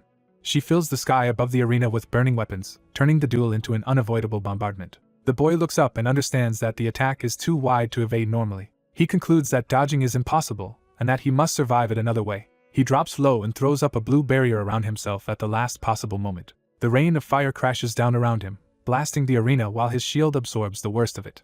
Elant watches the explosions spread, expecting the barrage to finish the exchange. Smoke and dust swallow the arena, briefly hiding the outcome. Inside the haze, the boy remains composed and keeps his magic ready. Then he notices an opening and decides to counterattack. Elant suddenly dives in through the aftermath, trying to seize the initiative at close range. He recognizes her move as a point-blank ice spear that leaves no time to dodge or raise another barrier. Even while cornered, he is forced to admit that her talent for instant combat decisions is extraordinary. At the critical instant, he unleashes a blinding flash that disrupts the clash. The sudden light burns Elant's vision and ruins her carefully timed attack. Disoriented, she is thrown back and loses control of the exchange. Half-blind, she panics because she cannot find him anywhere. She tries to steady herself by relying on sound instead of sight, hoping to react once she locates him. A silent blue blade slips past her without warning, proving that even her hearing cannot track him. Elant realizes something moved by her, but hears nothing at all, and begins to understand the trick. Through her blurred vision, she finally spots him standing at a distance with several floating blades under his control. He guides one of those blades in a sweeping arc while keeping his own movements deceptively casual. Another silent strike flashes past Elant before she can react properly. She identifies his technique as a delusion-type spell that erases sound and realizes he even predicted she would rely on hearing. That makes her understand his earlier missed attack was never a mistake but part of a setup. Her irritation flares when she realizes he had been going easy on her at first. He continues controlling multiple silent blades, pressing her from different angles. Elant tries to block, but she knows she has almost no chance of fully stopping attacks she cannot sense. A new threat reaches her before she can finish defending, and she is jolted by how completely he controls the pace now. The boy closes the distance, forcing her into a range where her confusion becomes even more dangerous. Elant refuses to yield and reminds herself that rapid spell manifestation is her specialty. She focuses on beating him in speed, deciding she must cast the instant his hand moves. Her plan becomes simple: manifest first and end the fight before he can finish another trick. She commits to that gamble by launching herself forward. Both fighters spring into motion at once, turning the duel into a contest of split-second reactions. Elant is briefly confused when his movement does not match the attack she expected. Instead of casting from his hand, he releases purple magic through the ground with his foot. Elant is stunned to realize he can manifest magic from his toes, bypassing the timing she was watching for. The ground-born strike slams into her guard and shocks her body with violent force. From the sidelines, the elder sees her thrown back and recognizes that the boy's style is far harder to read than orthodox magic. He judges the boy to be a wild, unconventional fighter whose flow defies the regulated methods nobles are trained to expect. Breathing hard on the floor, Elant can only stare at him in disbelief. Then, instead of resenting him, she openly admits that he is genuinely fascinating. The boy remains quiet and guarded, unsure how to answer that sudden praise. Elant confesses that she had looked down on him and dismissed him as an empty braggart. She rises and faces him directly now that her arrogance has been stripped away. With surprising honesty, she says the fight taught her something important. She thanks him sincerely for that lesson. Even as the last traces of battle magic fade, the tension between them changes from hostility to mutual recognition. The boy studies her carefully, still uncertain whether to trust the sudden shift. Elant steadies herself while the arena settles and the duel effectively ends. Her final defensive burst collapses, confirming that she has lost the exchange. The boy lands above her with the advantage, ready to finish if necessary. His expression stays cold and controlled, showing no triumphal gloating. Elant looks up at him in shock, fully aware that the result is decided. Before anything harsher can happen, the elder rings the bell to stop the match. The official end of the duel spares Elant from further humiliation. She regains her footing as the arena returns to normal. The boy bows politely and thanks her for the match, treating her with formal respect despite winning. Elant is left speechless for a moment by how composed he remains. Later, after the duel, he visits her while she recovers under a pavilion with a maid attending her. Elant praises him as a splendid mage, but he immediately redirects the compliment back to her astonishing reflexes. She takes his humility as proof that he has survived this world through relentless effort, especially as a commoner. He answers simply that he has had to survive as a mercenary. Elant says she likes hardworking people, then warns him that the old magic teacher nearby will probably dislike him. That warning makes him glance toward the elder with fresh caution. Elant adds that their duel taught her a great deal and may help her perform better in the next sparring event. He tells her that with her skills she has little to fear there. She dismisses lesser rivals and reveals that the only person she truly wants to defeat is someone far above them. Her thoughts turn to Aisline Eleanor Duplain, the noble prodigy she measures herself against. At last she names her target outright, Aisline Eleanor Duplain. The name catches the boy's attention immediately. Elant ends the conversation for the moment, and sends him away after talking too long. He leaves, but she keeps thinking about him instead of letting the matter rest. As she lifts her tea, she recalls his full identity as Derek of the Beldon Mercenary Corps. The name feels familiar to her, as if it connects to something she has heard before. Aisline herself confirms that the mercenary's name is Derek. That confirmation shocks Elant because it links him to a rumor she already knows. Meanwhile, Derek walks away, unaware that his past is about to catch up with him. Elant suddenly grabs him before he can leave. She swings around in front of him, stopping his departure by force. He turns back, wary but calm. Elant accuses him of being the mercenary who taught Daila. The story shifts toward evening as that revelation changes the stakes between them. By the firelight, their next conversation becomes far more personal and serious. Elant bluntly declares that if she can beat Aisline, she is willing to do anything. Derek questions whether she truly means defeating Aisline herself. Elant confirms it, saying that even if she cannot reach the next rank first, she at least wants to beat Aisline in the upcoming magic spar. He remarks that her drive is intensely competitive. She admits that competitiveness is the polite word for it, because her feelings used to be much uglier. Derek listens in silence as she prepares to expose her worst motives. Elant confesses that she was jealous of Aisline and came to see that jealousy as filthy and pathetic. She admits she once gossiped about Aisline and searched for flaws, only to be met with kindness and acceptance instead. Derek finally asks why she is telling him something so shameful. She steadies herself before answering, determined to be completely honest. Elant says she wants him to understand her sincerity, even if that means exposing the parts of herself she hates, because she needs his help. Derek gives her permission to continue. She explains that because he stayed with the Duplain family, he should know both how skilled Aisline is and what Elant herself is capable of. That is exactly why she chose to ask him rather than anyone else. Derek waits for the real question. Elant finally asks what she must do to defeat Aisline. He pauses instead of answering immediately. Derek acknowledges that Aisline's level is astonishing, but he also tells Elant that her own talent is tremendous. He begins to say that refinement and hard work could change things, while privately judging her state of mind. Looking into her eyes, he realizes she is not fishing for praise at all. He understands that she is desperate enough to seek an answer even from a mercenary she once disdained. That desperation makes the room feel heavier as he considers how honest he should be. He falls silent again, weighing his words. At last he tells her plainly that she cannot beat Aisline. The blunt verdict hits Elant hard. Derek remains firm, refusing to soften the truth. Even after hearing that, Elant refuses to let go of her goal. She insists that impossible or not, she still intends to win. Her stubborn resolve leaves Derek momentarily at a loss. Then she points out that he turned Daila into a mage, so he should be able to do the same for her against Aisline. She presses him to make her capable of defeating Aisline as well. Derek pauses, not rejecting the idea outright. He says there may be methods worth trying, but before that there are practical issues he needs settled. Elant immediately agrees to hear those conditions. His first concern is whether she even knows how he trained Daila in the first place. He recalls that his teaching involved brutal, life-threatening methods rather than noble instruction. The memory makes clear that his training was closer to battlefield survival than education. He remembers forcing Daila to face deadly pressure so that instinct and power would awaken together. Elant admits she does not know the details, but says she is willing to do anything if it will let her win. Derek moves to his second concern and reminds her that he is a mercenary. Elant assumes he means the social disgrace of a noblewoman learning from someone of his station and dismisses that as unimportant. She insists she is serious, and says she intends to become someone whose name will echo across the empire. To her, failing to dominate even her current social circle would make that dream absurd. When Derek seems to question her motives, she fiercely defends her sincerity, and says she knows there are things more important than pride. He lets her outburst pass without reacting emotionally. Then he clarifies that being a mercenary simply means he expects payment. Elant is stunned by how ordinary his demand is after all that tension. Her embarrassment replaces her anger when she realizes she misunderstood him completely. Flustered, she hurriedly agrees to pay whatever he wants. Derek decides that if she is truly the serious, he should answer her with equally uncompromising methods. The story cuts back to the academy grounds as the next gathering approaches.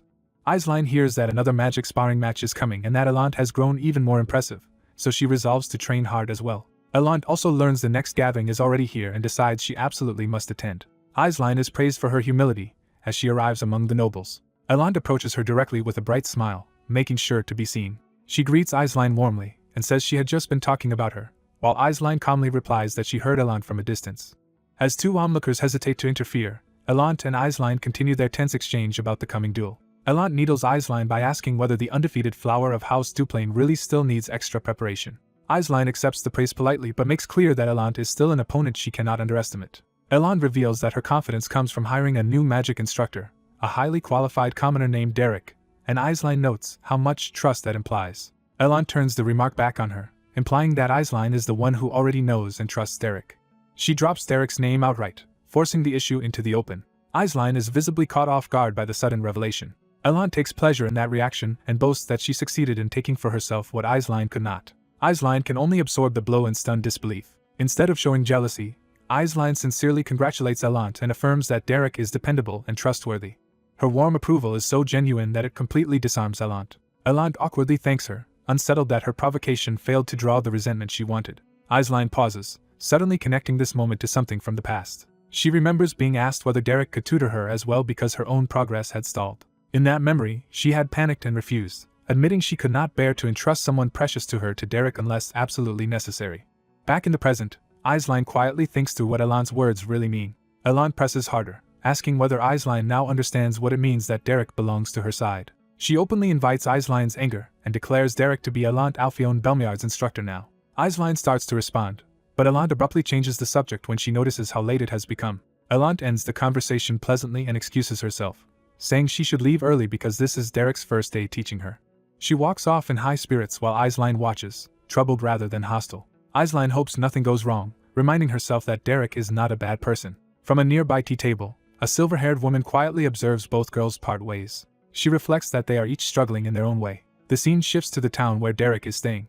At Beldenstier, Derek explains that his work for House Belmiard has grown so much that he will focus on their commissions for now. He adds that handling everything within Ebelstein is convenient because it keeps him from traveling to their estate. The tavern owner doubts Derek's plan, pointing out that defeating Aisline in a duel is far easier said than done. Derek answers that it is difficult, but not impossible. The owner warns that if Elant reaches the 2-star rank, the gap in rank alone will overwhelm even someone as talented as Aisline. Derek dismisses talk about impossibility and asks what practical method could actually change the outcome. He admits that finding such a method is exactly why he needs the owner's help. That request leaves the man wary and confused. Derek clarifies that he also wants Pelline involved for safety. The owner falls silent, realizing Derek is proposing something serious. He finally voices his suspicion that Derek is considering something dangerous rather than merely difficult. Derek answers that reality itself is dangerous, so avoiding risk changes nothing. Pelline suddenly erupts in agreement, revealing she had once been deceived by swindlers and now overreacts to anything risky. Her loud self-pity turns the heavy moment absurd, leaving the others speechless. Even so, the owner relents and agrees to let Derek take Pelline along. By evening, Derek arrives at Elant's estate to begin the first lesson. He immediately announces that they will start with sparring practice. Derek lays out a brutal opening routine of repeated duels before moving on to more detailed magic work, and Elant is stunned by the intensity. He explains that he is first testing her practical combat ability. When he judges her technique rough even for a former mercenary, Elant brushes off the criticism and demands results instead of lectures. Derek accepts that and begins in earnest. The first exchange leaves the training ground wrecked, showing how overwhelming his methods are. Elant is already gasping and drenched in sweat after the opening round. Derek calmly thanks her for the effort, and orders only a 10-minute break before reorganizing her basic magic. Elant is horrified because she has already exhausted her mana. Derek coldly tells her to force more out anyway. When she produces a single ice spear, he dismisses it as insufficient and demands 10 more. He warns that if she cannot even do that much, she has no hope of achieving what she wants.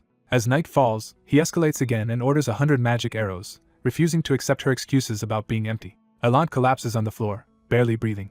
Only then does Derek declare that she has done well enough to eat dinner. He even offers her the option of giving up if the training is too hard. Elan forces herself back up rather than accept that escape. She laughs off the suffering and insists this is nothing compared with what she has already endured. Elan explains that surviving Ebelstein's high society required far worse than physical pain, so this hardship means little to her.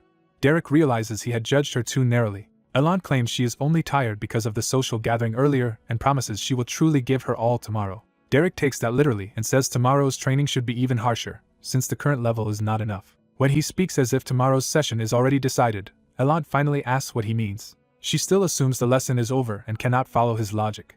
Derek matter-of-factly reminds her that they are already in the evening session. The absurdity of his schedule leaves her staring at him in disbelief. She tries to laugh it off as a joke, but Derek flatly says he was never asked to be funny. The next day he is already pushing her again, urging her to keep going.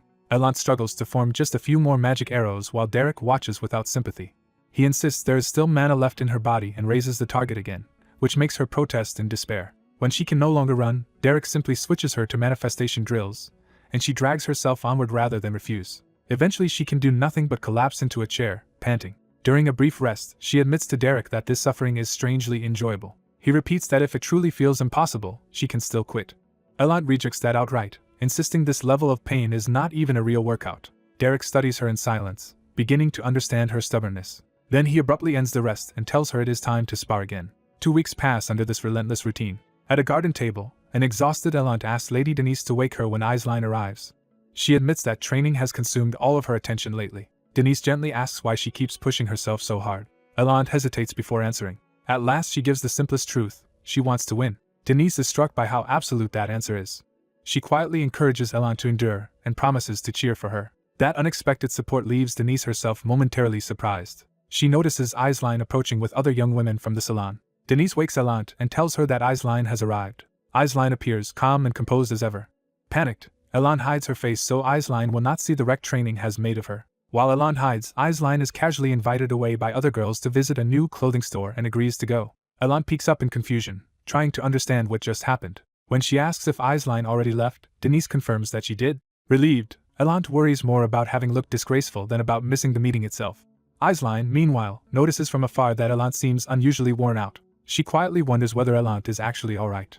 That night, the estate remains lit as Elan continues her harsh routine. Later, while being attended by a maid, Elan is told that House Duplain has sent her a gift. The gift box contains expensive mana-restoring items and a letter. The maid explains that the package appears to be from Aisline and is filled with things meant to help Elan recover her mana. Before the maid can praise the quality of the gift, Elan orders everything thrown away. She repeats the command and refuses even to look at the items. Turning back to preparation, she asks whether Derek has arrived, and learns that he came at dawn to get ready for her lesson. Aisline's letter is revealed to be a warm seasonal greeting sent to the young ladies of Rosia Salon. She writes kindly, asking how everyone is enduring the cold winter. She also shares that her territory has produced many fine goods and that she wanted to send them to the others. The letter closes with a wish for their peaceful day, showing simple generosity rather than condescension. That kindness only deepens Elan's turmoil. Elsewhere, Derek waits alone in the garden with a book before training begins. He senses Elan's approach and turns serious. Elan arrives early and refuses small talk, demanding to get straight to the point. She asks Derek for his honest assessment after weeks of training. Elan insists he stop evading and tell her plainly what he thinks of her now. Derek pauses, choosing his words carefully. He says that giving up can also be a valid strategy. Elan goes silent for a beat, stunned by the answer. Then she lashes out, asking why he keeps insulting her like this. Derek apologizes if it sounded offensive, but he does not retract the point. Elan explodes, demanding to know how Aisline can possibly be beaten if surrender is all he can offer. She reminds him that she hired him to find a way to win, not to tell her to quit. Derek turns away, letting her anger spill out. Elan says that if he is only going to speak nonsense, he should leave because otherwise he is wasting her time. But even in fury, she cannot stop asking what she is supposed to do if victory is impossible. Derek answers that obsession with victory can itself block growth, and that defeat sometimes must be accepted.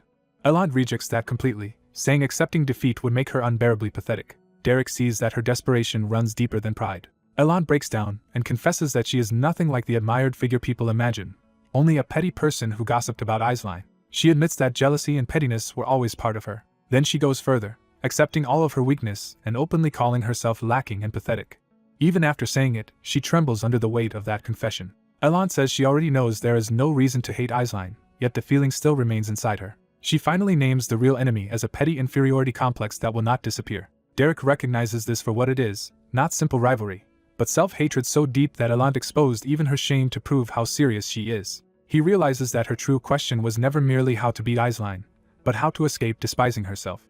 What first looked like ordinary jealousy is revealed as something much darker. The person Elant has hated most all along is herself. Her obsession with defeating Aisline is really the only path she can imagine toward escaping that self-loathing. She stands there crying, unable to hide the pain anymore. In response, Derek offers a simple answer instead of another lecture: they will win.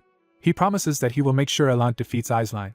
Elant steadies herself and accepts that promise. Soon after, an elderly man travels by carriage across the countryside toward Belmiard territory. The carriage rushes onward with urgency. When it stops, the old traveler announces that he has arrived. He looks up with the familiarity of someone returning home. The destination is revealed to be Belmiard Mansion. Count Belmiard welcomes the traveler, Velmer, back from Ebelstein. The Count introduces himself as Tristan and El Belmiard and receives the old man warmly. He immediately asks after his treasured daughter Elant, and Velmer reports that she has recently been devoting herself even more intensely to magic training. A powerful noble praises Elant as a prodigy so gifted that she may one day surpass even him. Her elderly mentor politely agrees while hiding the dangerous fact that her growth has been guided by a commoner. The noble abruptly reveals he will soon be in Ebelstein, catching the old man off guard. He decides to visit Elant personally and frames it as a pleasant surprise. The old man forces a smile and pretends Elant would be delighted, even as he worries the visit could cause trouble. That night, the story shifts to a low-rank labyrinth outside Ebelstein. At the entrance, the group hesitates over the plan. Elant's companions question whether bringing a noble girl into a labyrinth is wise, but trust that Derek has a reason. Elant is stunned to learn she is expected to enter herself, though Derek assures her the labyrinth should be manageable. She anxiously asks what she is supposed to do inside and whether going in unprepared is truly acceptable. Derek tells her real combat is necessary to sharpen her instincts and promises the others will stay nearby as backup. When she protests that her formal sparring match is only days away, Derek makes clear there is no better shortcut. His companions back him, insisting this harsh method is the fastest way to improve under time pressure. Elant can only stare, overwhelmed by what she has agreed to. They enter the labyrinth together and move deeper into its corridors. The oppressive atmosphere immediately unsettles Elant. Derek warns her to stay alert because even a low-rank labyrinth can still kill the careless. His seriousness makes her unease deepen. The archer quietly listens ahead, already reading the danger around them. She reports goblins in front, and Derek confirms he had already heard them approaching. A second warning follows from behind. Something much larger, likely an ogre, is closing in. Instead of retreating, Derek casually asks the swordsman if he can handle the ogre for extra pay. Derek agrees to settle the price later, treating the threat as routine. He turns his attention upward as more enemies gather in the dark. For Elant, the reality finally lands that these are not training props but monsters that can truly kill her. The goblins charge with murderous intent. Derek launches himself into them before they can reach the group. Elant freezes in shock at the sudden violence. Derek orders Pelin to provide covering fire while he cuts into the pack. He dives straight into the swarm, drawing their attention away from Elant. Pelin reacts instantly and takes position to support him. Her arrow drops one goblin before it can strike. Derek follows through without hesitation, fully in control of the melee. He carves through another attacker in a single motion. At the same time, he unleashes fire to keep the rest from surrounding him. Pelin continues firing with calm precision. Derek's blade tears through another goblin as the corridor fills with blood and panic. More goblins fall under Pelin's arrows before they can close the distance. Watching the slaughter, Elant can barely breathe. The sight of real death strips away the last of her sheltered confidence. Behind her, the swordsman meets the ogre head-on and keeps it occupied. Even in battle, he jokes about how much this extra danger is worth. The ogre answers with brute force, turning the fight into a contest of raw strength. The swordsman counters with a heavy slash that bites into the monster. He follows with a crushing blow that staggers it badly. Elsewhere, another goblin burns as Derek's magic and steel keep thinning the pack. A final thrust finishes yet another goblin at close range. Elant finally understands that the monsters are genuinely trying to kill her, not test her. That realization spirals into terror, as she sees her own death as a real possibility for the first time. Then Derek's warning cuts through her panic and forces her attention back to the fight. He tells her a monster is coming straight for her and demands that she focus. A goblin breaks through the chaos and rushes her while she is still turned away. Paralyzed by fear, she can think of nothing except that she is about to die. Derek shouts the only instruction that matters: if she wants to live, she must kill. His words strike deeper than the danger itself and force her to confront the person she has been. In that instant she admits to herself how ignorant, arrogant, and foolish she has been. Even as the goblin closes in, she stops running from that truth. She recognizes that her inferiority and resentment have ruled her for too long. Facing death, she finally sees the ugly self she came here to destroy. She accepts that she built nothing herself, and only envied those who had. She admits she spent her life tearing others down instead of growing stronger. At the last moment, Derek's magic reaches her like a hand pulling her back into the fight. That intervention gives her the opening to move instead of freeze. She decides that the self she hates is the one that must die here, not her body. Derek watches without panic, trusting her to act. His spell launches the goblin away from her path, and buys her a heartbeat to recover. The swordsman notices the shift in her and waits to see what she will do next. Peline also falls silent, recognizing the moment. Elant finally strikes back and knocks the goblin away instead of collapsing before it. Breathing hard, she steadies herself as fear gives way to resolve. For the first time, determination shows on her face. She looks across the bloodied corridor at Derek, who stands among the dead monsters like a test she has begun to pass. In her heart, she realizes she has finally taken a step forward. She rejects the idea that nothing changed and claims that first step as real progress. The night outside remains still while that change settles inside her. Later, Derek sits in the labyrinth reading a letter addressed to him. The letter opens with an apology for reaching out after more than 2 years away from Ebelstein. Its writer explains she is now teaching magic to the young lady of Elvester County, and has been overwhelmed by the girl's eagerness to learn. She fondly recalls the difficult but freer days when she traveled Ebelstein while teaching Derek. She tells him that of all the mages she has known, he was the most talented. She wonders how far his magic has advanced by now. She asks that when they meet again, he show her the magic he has reached. The letter is signed by his former teacher, Katia Flameheart. Derek quietly finishes reading, the words lingering with him. Elant, now used to these labyrinth visits, notes that 2 weeks have already passed and finally asks what he has been reading. He tells her simply that it is a letter from his teacher. Elant jokes that anyone capable of teaching someone as difficult as him must be extraordinary. Her teasing makes him pause rather than snap back. He answers with unusual sincerity that his teacher truly was exceptional. Elant is caught off guard by the softness in his response. Derek admits he had been about to provoke her again, then decides against it. With the duel only 2 days away, he asks how she feels now. Elant struggles to name it, but she knows something in her has changed. She gathers herself before answering. At last she says with conviction that she will win.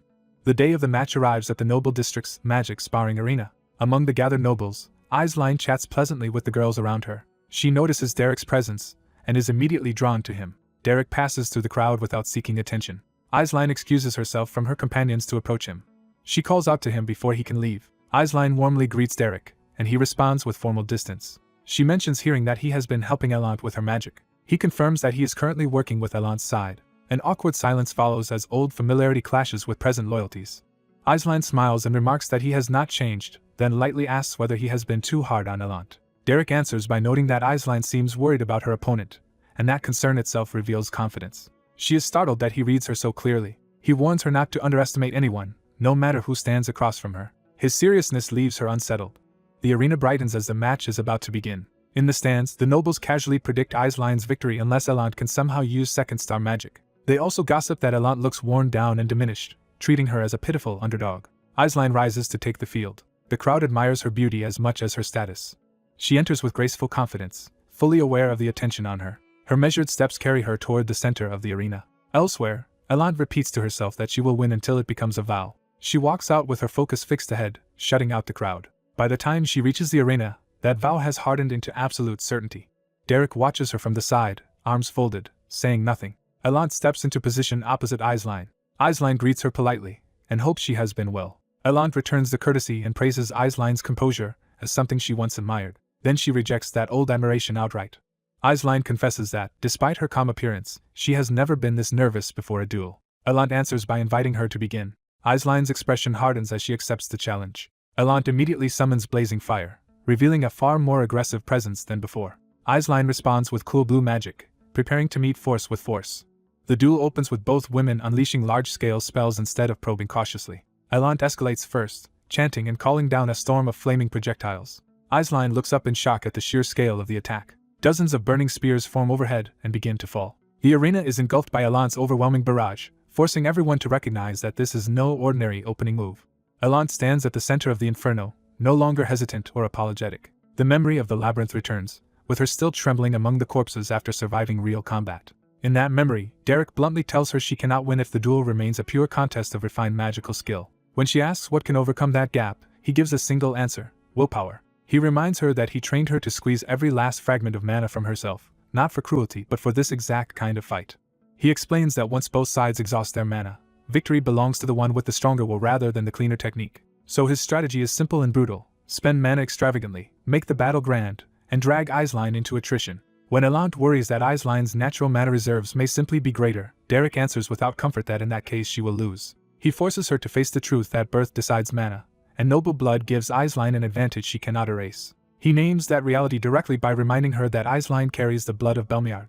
Elant absorbs that unfair truth without looking away. Derek's final instruction is not about talent at all, but about believing in herself enough to keep going past her limit. Back in the present, Aisline stares up at the descending flames and wonders if this is the strength Elant has gained. Elant raises her hand and commits fully to the attack, determined to force the duel onto the battlefield Derek described. A rain of fire crashes down over the arena as Elant begins the war of attrition on her own terms. A rain of flaming arrows descends as the duel reaches a dangerous turning point. Even so, Elant refuses to yield and gathers her mana for a counter. She raises a powerful water barrier and withstands the bombardment head-on. Elant steels herself with the conviction that she will be the one to win. Across from her, Aisline remains equally determined and presses the attack. The flaming barrage keeps crashing down, but Elant's shield continues to hold. The spectators realize Elant's magic has grown dramatically, with far greater mana reserves than before. Inside the barrier, Elant stays composed while the explosions rage around her. Observers note that Aisline's raw firepower is immense, but she is spending mana recklessly and may burn out first. Elant studies the battlefield instead of panicking under the pressure.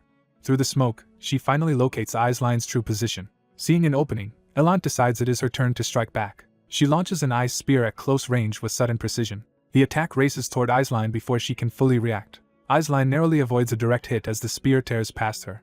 Elant is startled when the hit she expected fails to land. She realizes Aisline used illusion magic as well, despite the enormous mana cost of moving such convincing decoys.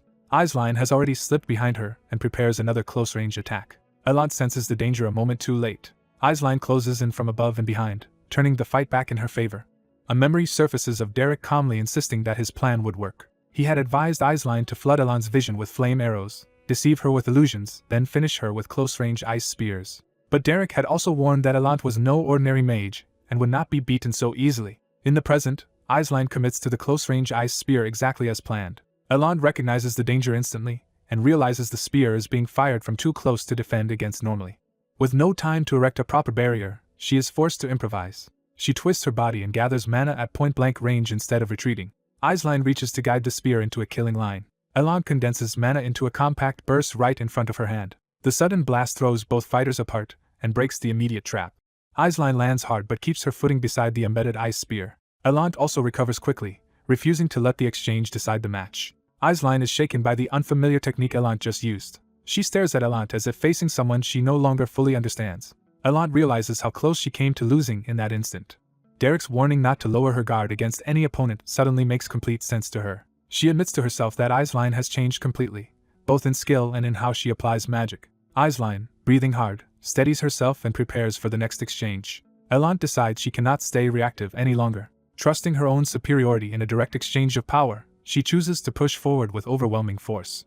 Ice spears begin forming all around her feet and across the arena. She multiplies them into a field of weapons, turning the battlefield itself into her attack. The audience is stunned that she can create so many ice spears without even chanting.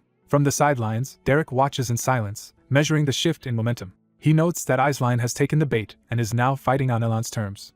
Aisline braces herself, refusing to back down despite the pressure. Even Derek concedes that Elant's growth is extraordinary. Aisline suddenly snaps her fingers behind her back, revealing a hidden move she had prepared earlier. High above, one concealed flame arrow ignites into motion.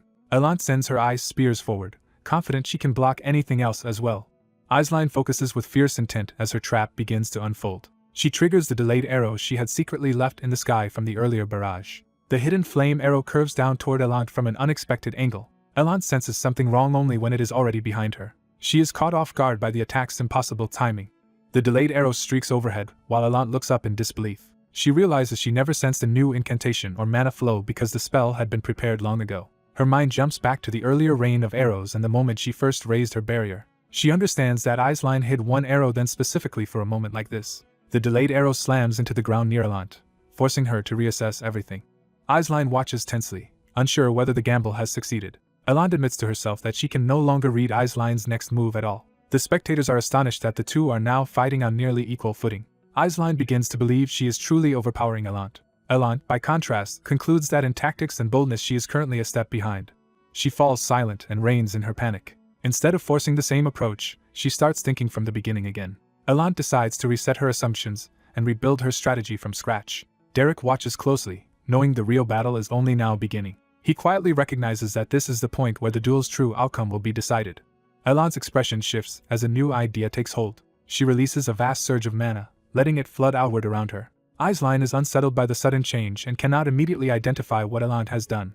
Elant advances inside a roaring aura of mana that transforms the atmosphere of the arena. Aisline feels a violent current like wind, yet realizes it is not wind at all but raw mana itself.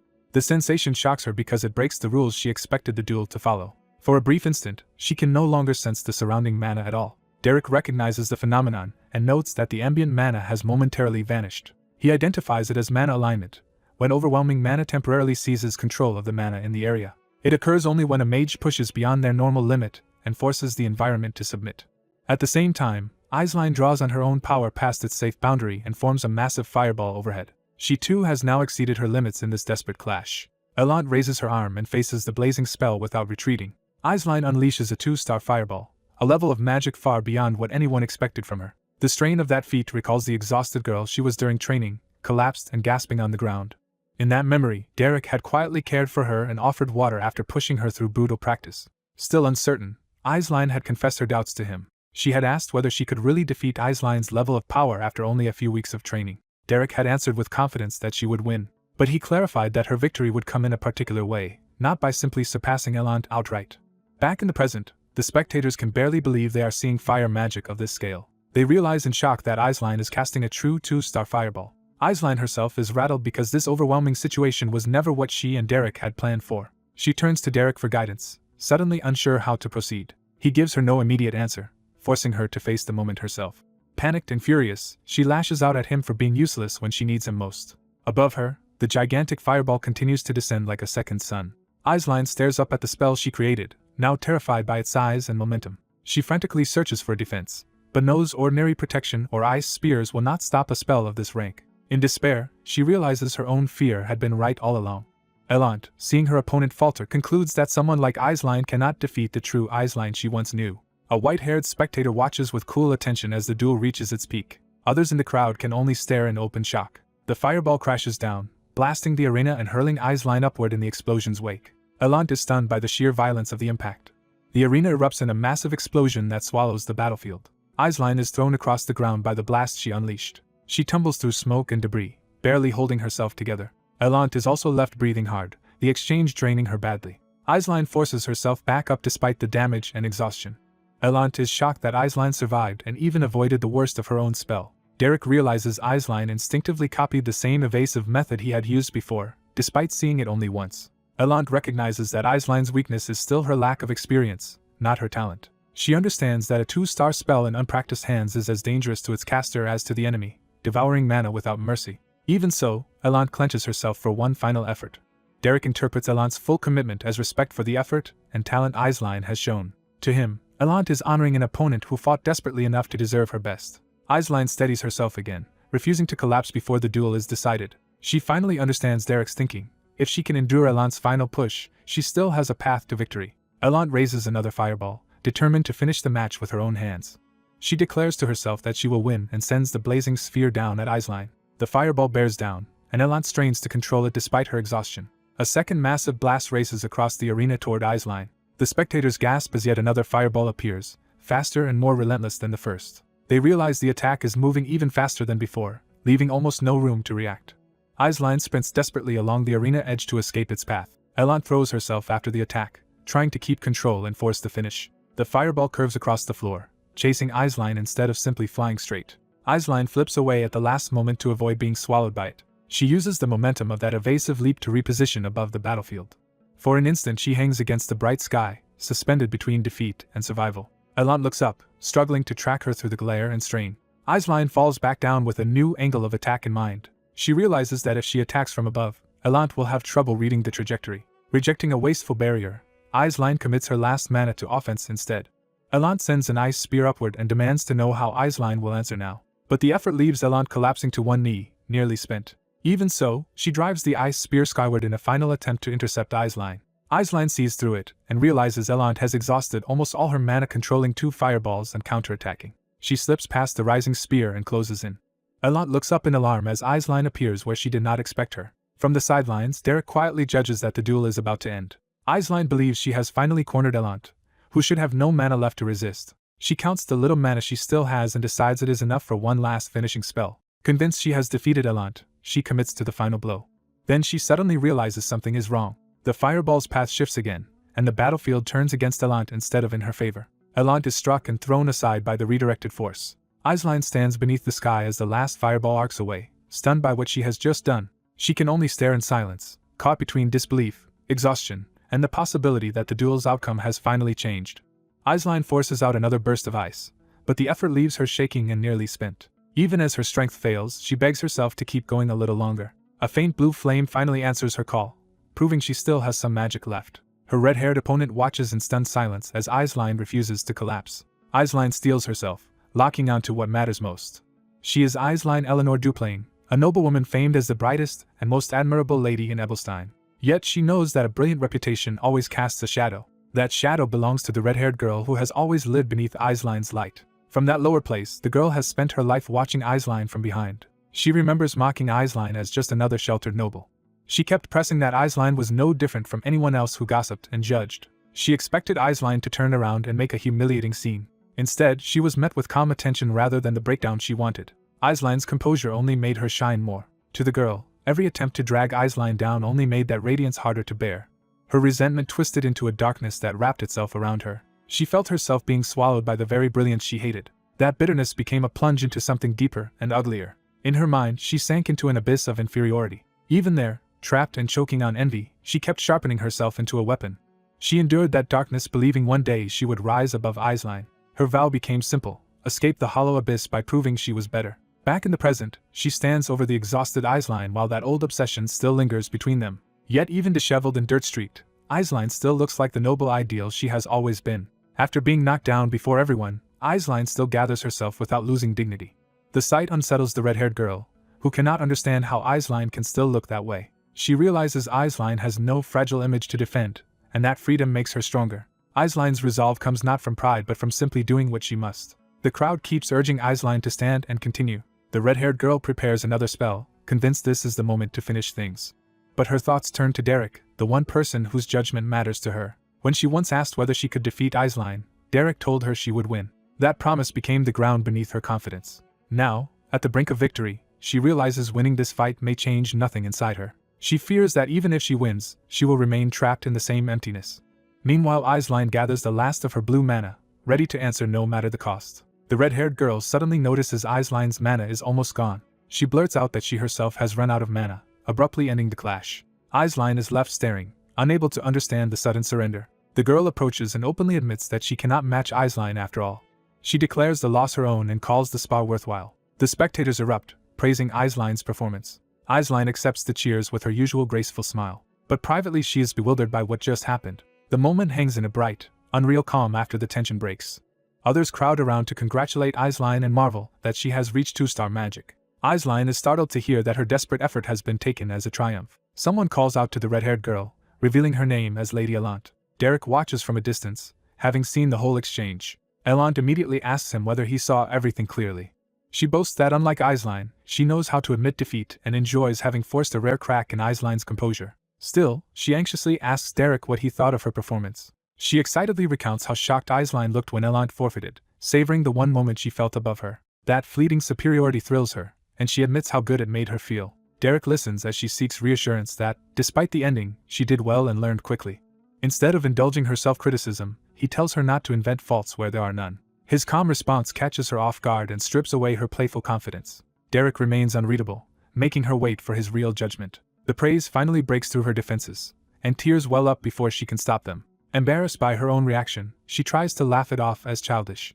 Derek tells her plainly that she was excellent and that she did well. With no more teasing left in her, Elant can only hide her face and cry. She confesses that she truly wanted to win. But at the moment she could have ended the fight, she saw that victory would still leave her trapped where she had always been. In her mind, that meant sinking back into the same miserable abyss of inferiority.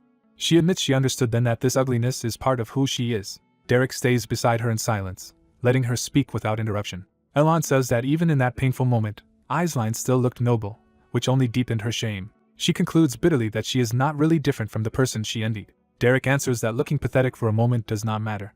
His words make her finally listen instead of defending herself. He tells her that anyone too proud to look pathetic can never improve. The two remain alone in the fading light as his lesson settles in. The darkness in Elant's mind begins to lose its hold. She imagines herself standing on that inner abyss without being dragged under. Now she can face Aisline's distant brilliance without immediately drowning in it. For the first time, she feels she has not been trapped by her inferiority. Elsewhere, a white-haired noblewoman quietly observes the aftermath. She and her attendants take their leave after acknowledging Aisline. Before departing, she praises Aisline for another remarkable accomplishment, and says the spar moved her deeply. She then addresses Aisline more personally, signaling a more serious conversation. Aisline admits that she did not truly win the match. The white-haired lady receives that honesty with a knowing smile. Aisline remains thoughtful, unwilling to mistake appearances for reality. The white-haired lady tells her that in raw magical capacity, Aisline is far ahead. Aisline rejects the comfort, believing that advantage was nowhere near enough to close the real gap between them. She is struck by how much Lady Elant advanced in such a short time. Her thoughts return to Derek, the one who made that growth possible. Aisline's expression hardens into resolve. She calls for her maid Daisy. Aisline orders a letter sent to the main house. What she needs, she decides, is Derek. The scene shifts to the Duplain main estate, where the request arrives. A senior noble reads the letter and is startled that a 6-star travel pass connected to Dreist Wolftail has appeared in Ebelstein. He is informed that the custom schedule was moved up, likely in response to Dreist's movements. That makes him suspect the Count of Belmiard's visit to Ebelstein is tied to Dreist as well. If a master of search arts with foresight is involved, he concludes there must be a larger reason behind all of this. Another report arrives. Aisline has also requested a magic teacher. At first, her father sees no difficulty in simply finding one. The problem is that she specifically asked for Derek, who is currently teaching Lady Elant at the Belmiard estate. Rather than refuse, Aisline's father begins considering how to negotiate for Derek directly. But the blonde nobleman beside him decides there is no need for intermediaries. Since he must go to Ebelstein over the Dreist matter anyway, he will handle it himself. As evening settles, the decision is set in motion. Back at Belmiard, Elant tells Derek she is taking a break from study and work to clear her head.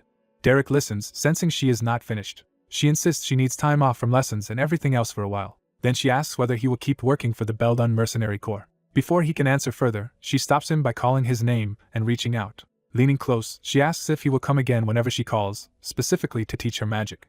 Her request is direct, personal, and impossible to mistake. Derek pauses, weighing what that promise would mean. He agrees, but warns that there may not be much left for him to teach her. Elant laughs off his modesty, hearing it as rare humility. As winter finally gives way, she reflects that the long season has ended for both of them. That night, the Beldun Mercenary Corps tavern comes into view. The door bursts open with sudden urgency. Inside, the mercenaries are jolted out of their routine by the unexpected arrival. Someone immediately calls out for Derek. Derek steps in and announces that he has returned. At once, the pace shifts as danger rushes in. A carriage speeds toward the city under a bright sky, carrying new trouble with it. Inside, Elant's father rides with clear purpose. Meanwhile, Elant sleeps peacefully, unaware of what is coming. When disturbed, she protests that her rest has only just begun and refuses more lessons. Her maid nervously insists that this interruption cannot be ignored. Elant drags herself out, expecting a minor nuisance. Still half asleep, she starts complaining before she even sees the visitor. Then her father greets her with his usual overwhelming affection, calling her his treasure. He waits outside her room with complete confidence that he will be welcomed. Elant is stunned that her father has come in person. She quickly forces herself into a polite smile and promises to change and come out at once. Left outside, her father continues doting on her with theatrical affection. The story cuts away from the awkward reunion to a brighter, harsher turn. Someone remarks that the young lady of Duplain could not have been an easy opponent. Derek answers that she was difficult, but that he learned much from facing her. Elant's father immediately decides that a teacher this useful should be kept for Belmiard alone. Elant realizes with alarm what her father is planning. She objects that the vassals will resist such a move, but he dismisses the concern and promises to do anything for her. His confidence makes her want to trust him, even if she does not fully understand the cost. Far away, a sealed gate hints that another threat is already stirring. A violent surge erupts around a stone structure, signaling an attack or breach. A blonde companion warns Derek that something is coming from behind him. He pivots just as a monstrous attacker lunges, drawing on blue power to respond. In the same instant, a far more dangerous red energy ignites in his hand. Derek recognizes the sensation at once as a new threshold. He releases the power in a devastating strike that tears through the enemy. The breakthrough is identified as 3-star magic. The spell he unleashes is Firewall. A blazing barrier explodes outward, swallowing the charging monster and ending the scene with Derek's power newly advanced. News breaks that Derek nearly died, jolting everyone who hears it. The shock of that incident spreads outward like a sudden disturbance. By the next transition, the story settles into the aftermath of that scare. At Beldamstir, someone struggles to believe Derek was really pushed that close to death. A frustrated young woman condemns Derek's recklessness, baffled that he tried a 3-star spell while merely hunting goblins. Derek explains that during the attempt he felt a strange mismatch in the spell, similar to the sensation he had when first breaking into 2-star magic. Rather than panic over being stuck, he has already begun thinking about a more natural way to advance. He argues that forcing progress is wrong and wonders whether the School of the Wild was originally meant to follow a natural flow instead. As he turns that idea over, an unseen observer quietly closes in on the tavern scene. The newcomer dismisses such advice as something that rarely works on mages like Derek. Derek realizes the old man before him gives off no detectable mana at all, yet can only be the legendary first 6-star search-type mage. The stranger casually asks for good alcohol and reveals himself as the wandering spirit, Dreist Wolftail. The story shifts to another place and another night, where Derek's influence is already reaching others. A young noblewoman trains alone, surrounding herself with blue mana as she tries to push her magic further. She commits fully to the exercise, drawing multiple constructs into being around her. With intense focus, she attempts to control the spell precisely. She succeeds in manifesting several spear-like projections at once. But the strain quickly shows, and her control begins to falter. The summoned spears continue to form around her, threatening to slip beyond her command. She realizes too late that the spell is becoming unstable. One of the constructs shatters, signaling that her technique is breaking down. The girl collapses in irritation, furious that the spell keeps resisting her. A man appears behind her and teases that she has matured little, because her temper is unchanged. He notes that despite her tantrum, she still managed to draw out 5 spears, hinting that someone has taught her well. She proudly claims the achievement as her own and immediately rejects the idea that Derek deserves any credit.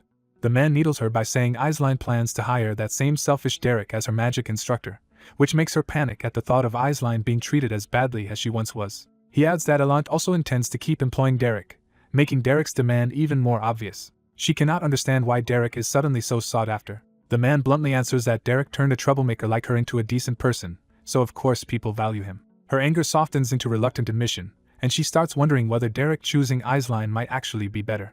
The man presses further, suggesting that if Derek goes to Aisline, she might get a chance to see him again. She flusters instantly and denies wanting to see Derek at all, exposing feelings she cannot hide. Elsewhere, word about Derek continues spreading, and another interested party worries that too many rivals are gathering around him. A silver-haired young woman quietly hopes the competition for Derek does not grow any further. The story returns to Beldamstir, where Derek remains with the mysterious old man. Dreist drinks at ease while Derek studies him warily, unable to dismiss the encounter as ordinary. Derek cannot understand why someone of Dreist Wolftail's stature would appear in a humble tavern like this. Dreist confirms Derek's identity, making it clear he came here specifically for him. Derek answers cautiously, unsettled that such a figure already knows who he is. Dreist asks to speak privately, signaling that his interest in Derek is serious. Derek hesitates, but the gravity of the request keeps him listening. Their conversation moves away from the tavern and into a more secluded setting. As they walk, Dreist tells Derek that his magical talent is unusually hard to define, even for someone as knowledgeable as himself. Derek listens in silence, sensing that this is no ordinary praise. Dreist asks why Derek works so hard and what he truly hopes to gain from magic. Derek answers that he has no grand ambition and only wants to see how far the talent he has found in himself can go. That simple curiosity impresses Dreist more than any lofty dream would have. Dreist smiles as if he has found exactly the kind of person he was looking for. He warns Derek that a commoner who wants to rise beyond his station is still lacking something essential. Then he offers to help Derek bridge that gap himself. The offer hits Derek with full force once he remembers that this man is Dreist Wolftail, a 6-star mage. Dreist's legend is recounted. Born a commoner, he reached 2-star by adulthood and 3-star by the time he had a family, becoming a beacon for other commoner mages. But the year he advanced to 4-star changed everything. On a stormy night, Dreist returned home to disaster. He found his household destroyed and his family slaughtered. That loss shattered the man he had been. In the aftermath, nobles reassured one another that Dreist had gone into hiding and that commoner mages had finally quieted down. They mocked the fear they had shown and sneered at commoners for daring to covet magic at all. One noble began speaking of what should be done if Dreist ever resurfaced. He never finished the thought. A severed head answered the room before anyone else could. Dreist entered and began his revenge without hesitation. The survivors recognized him instantly and were overcome with terror. Even mutilated enemies rushing him could not slow him down. He cut through them as if their resistance meant nothing. Their power and status collapsed the moment they faced him directly. The last noble begged desperately for mercy, apologizing only when death was already upon him. His pleas came too late to matter. The massacre announced Dreist's return to the world. For the next 30 years, he lived as a fugitive while the imperial family and nobility hunted him. Only after Dreist surpassed 5-star and became a 6-star mage did the imperial family finally understand the danger of keeping him as an enemy. They concluded that opposing him any longer would endanger the entire kingdom. So they publicly acknowledged that his revenge had been justified and protected their own authority by granting him a title. In the end, Dreas became a noble solely because his magic had made resistance impossible. Hearing all this, Derek realizes he is being offered instruction from a man who forced the world to bow to him. He sees no reason to reject such a chance. Meanwhile, in the noble district, powerful men gather to discuss territory and influence. One Grand Duke warns another about the dangers of expanding into the White Zone and its labyrinths. Grand Duke Veltus offers military support if needed, presenting himself as cooperative while measuring the room. Another noble derides those forces as little better than mercenaries. Veltus's expression hardens, and the political courtesy begins to crack. He coolly suggests that a lord unable to govern his land with private soldiers should consider surrendering the territory instead. The insult lands heavily on the man he targeted. A third noble tries to defuse the tension by steering the conversation toward their children and recent events. He mentions that Elant fought Aisline nearly evenly, inviting comparison between the two girls. Elant's father admits she lost, but boasts that her talent is finally blooming. He adds that with the right instructor, Elant will surely surpass Aisline. That remark leads directly to Derek's name. Elant's father argues that if Derek teaches Aisline instead, Elant will never overtake her.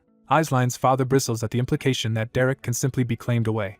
Elant's father hints that Derek's bond with Elant runs deep, while Veltus dismisses that as a shallow reading of Derek's character. Watching the exchange, Veltus privately wonders who Derek really is if both sides are this eager to secure him. He decides he should have Denise investigate Derek more closely. Back in town, the struggle over Derek reaches Beldam's tier directly. Elant's father arrives at the tavern in person with attendants, making his interest impossible to ignore.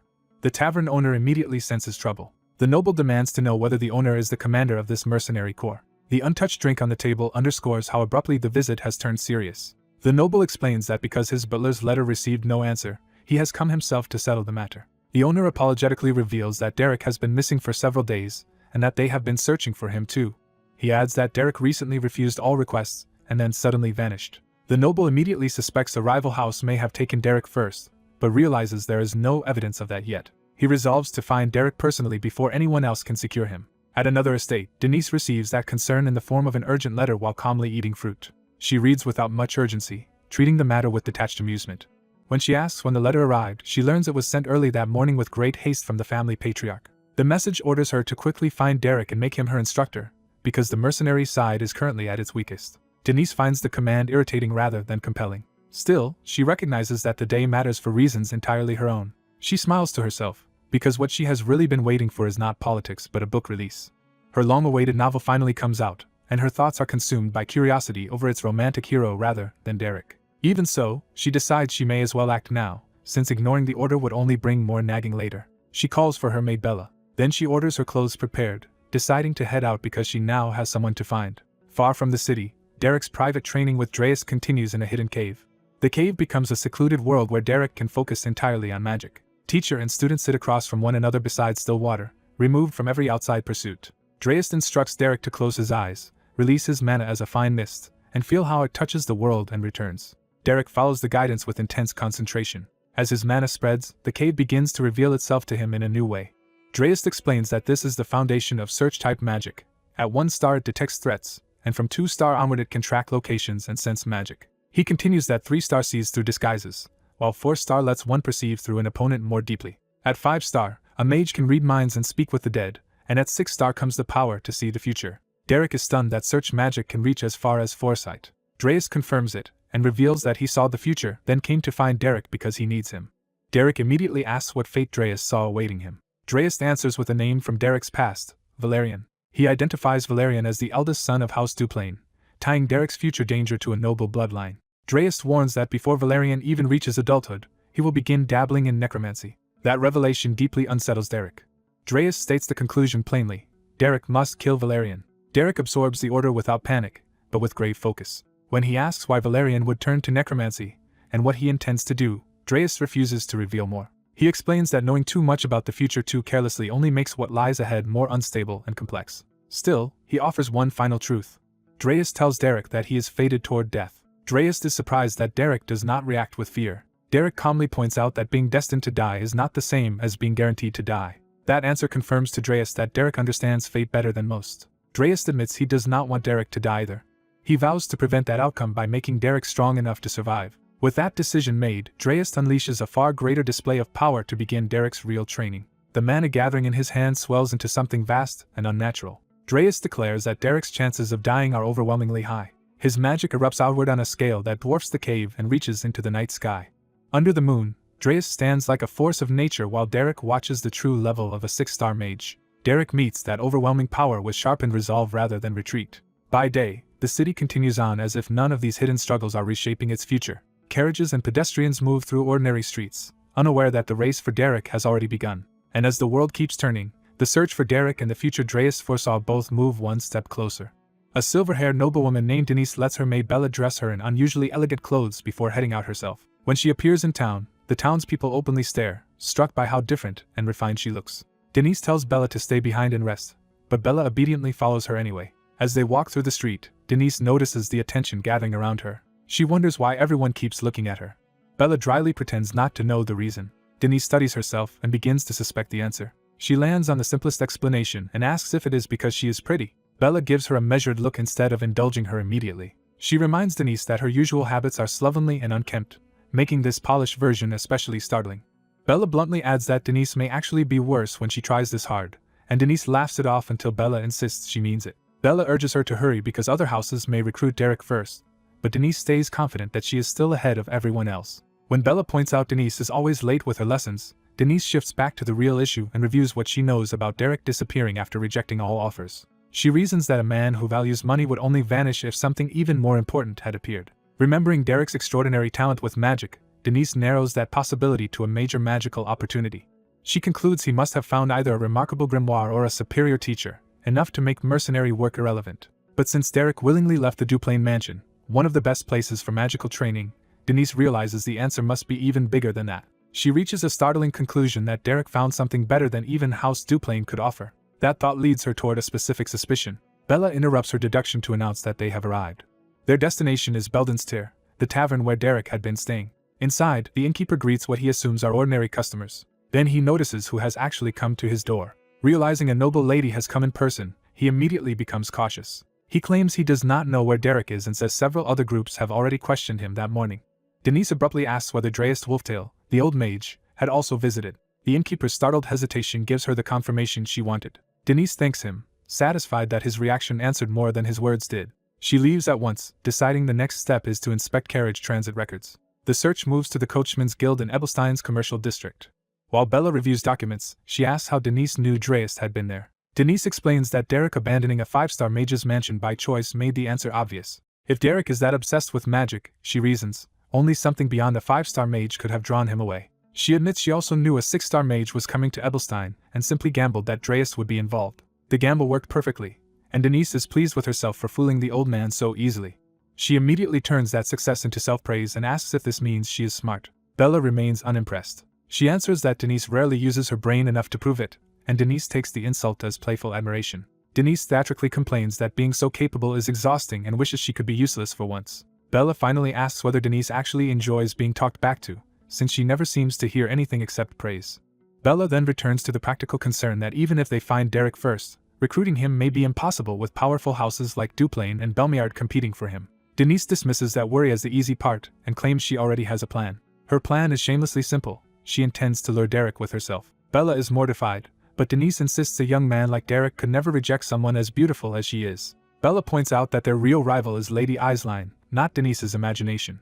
Denise immediately fixates on the only part that matters to her and demands reassurance that she is prettier. Before the argument can continue, Bella finds the record they need. The document shows that a week earlier a robed boy carrying a travel pass passed through. His route leads to the outskirts of Ramhell Hill, specifically the Laspa Great Cave. The search shifts from the city to the mouth of that vast cave. Deep inside, Derek is quietly training with an elderly mage beside an underground stream. The old mage senses an intrusion before anyone appears. He tells Derek that visitors from House Veltus have arrived. Since they seem to be Derek's pursuers, the old mage leaves him to deal with them himself. The cave falls quiet for a moment as the newcomers draw nearer through the dark. Wading into the flooded cavern, Bella grows frightened and urges Denise to stop and return with soldiers after reporting to the Patriarch. Denise refuses because bringing others would cost her the personal credit for finding Derek. She also argues that involving soldiers could alert rival houses and hand the reward to someone else. Bella suddenly spots movement ahead and panics. Red eyes appear in the darkness, and Bella mistakes them for a monster. Despite her own fear, Denise steps in front of Bella and tells her to stay behind her. Denise is shaken that a supposedly cleared cave still holds danger, and she knows offensive magic is not her strength. Even so, she decides she has no choice but to fight. Someone approaches across the cave floor before she can cast. Denise begins a spell anyway, summoning blue magic while Bella recoils behind her. The figure emerges enough to reveal a battered young man with glowing red eyes. Denise freezes mid-cast as recognition hits. Derek addresses her directly and asks why Lady Denise has come to a place like this. Realizing the supposed monster is the mercenary she has been chasing, Denise is stunned. The two sides finally face each other in the cavern, with Bella shrinking back while Denise steps forward. Denise's fear gives way to a pleased, predatory smile as she sees her chance at last. She decides that now that she has found Derek, she will make him belong to her.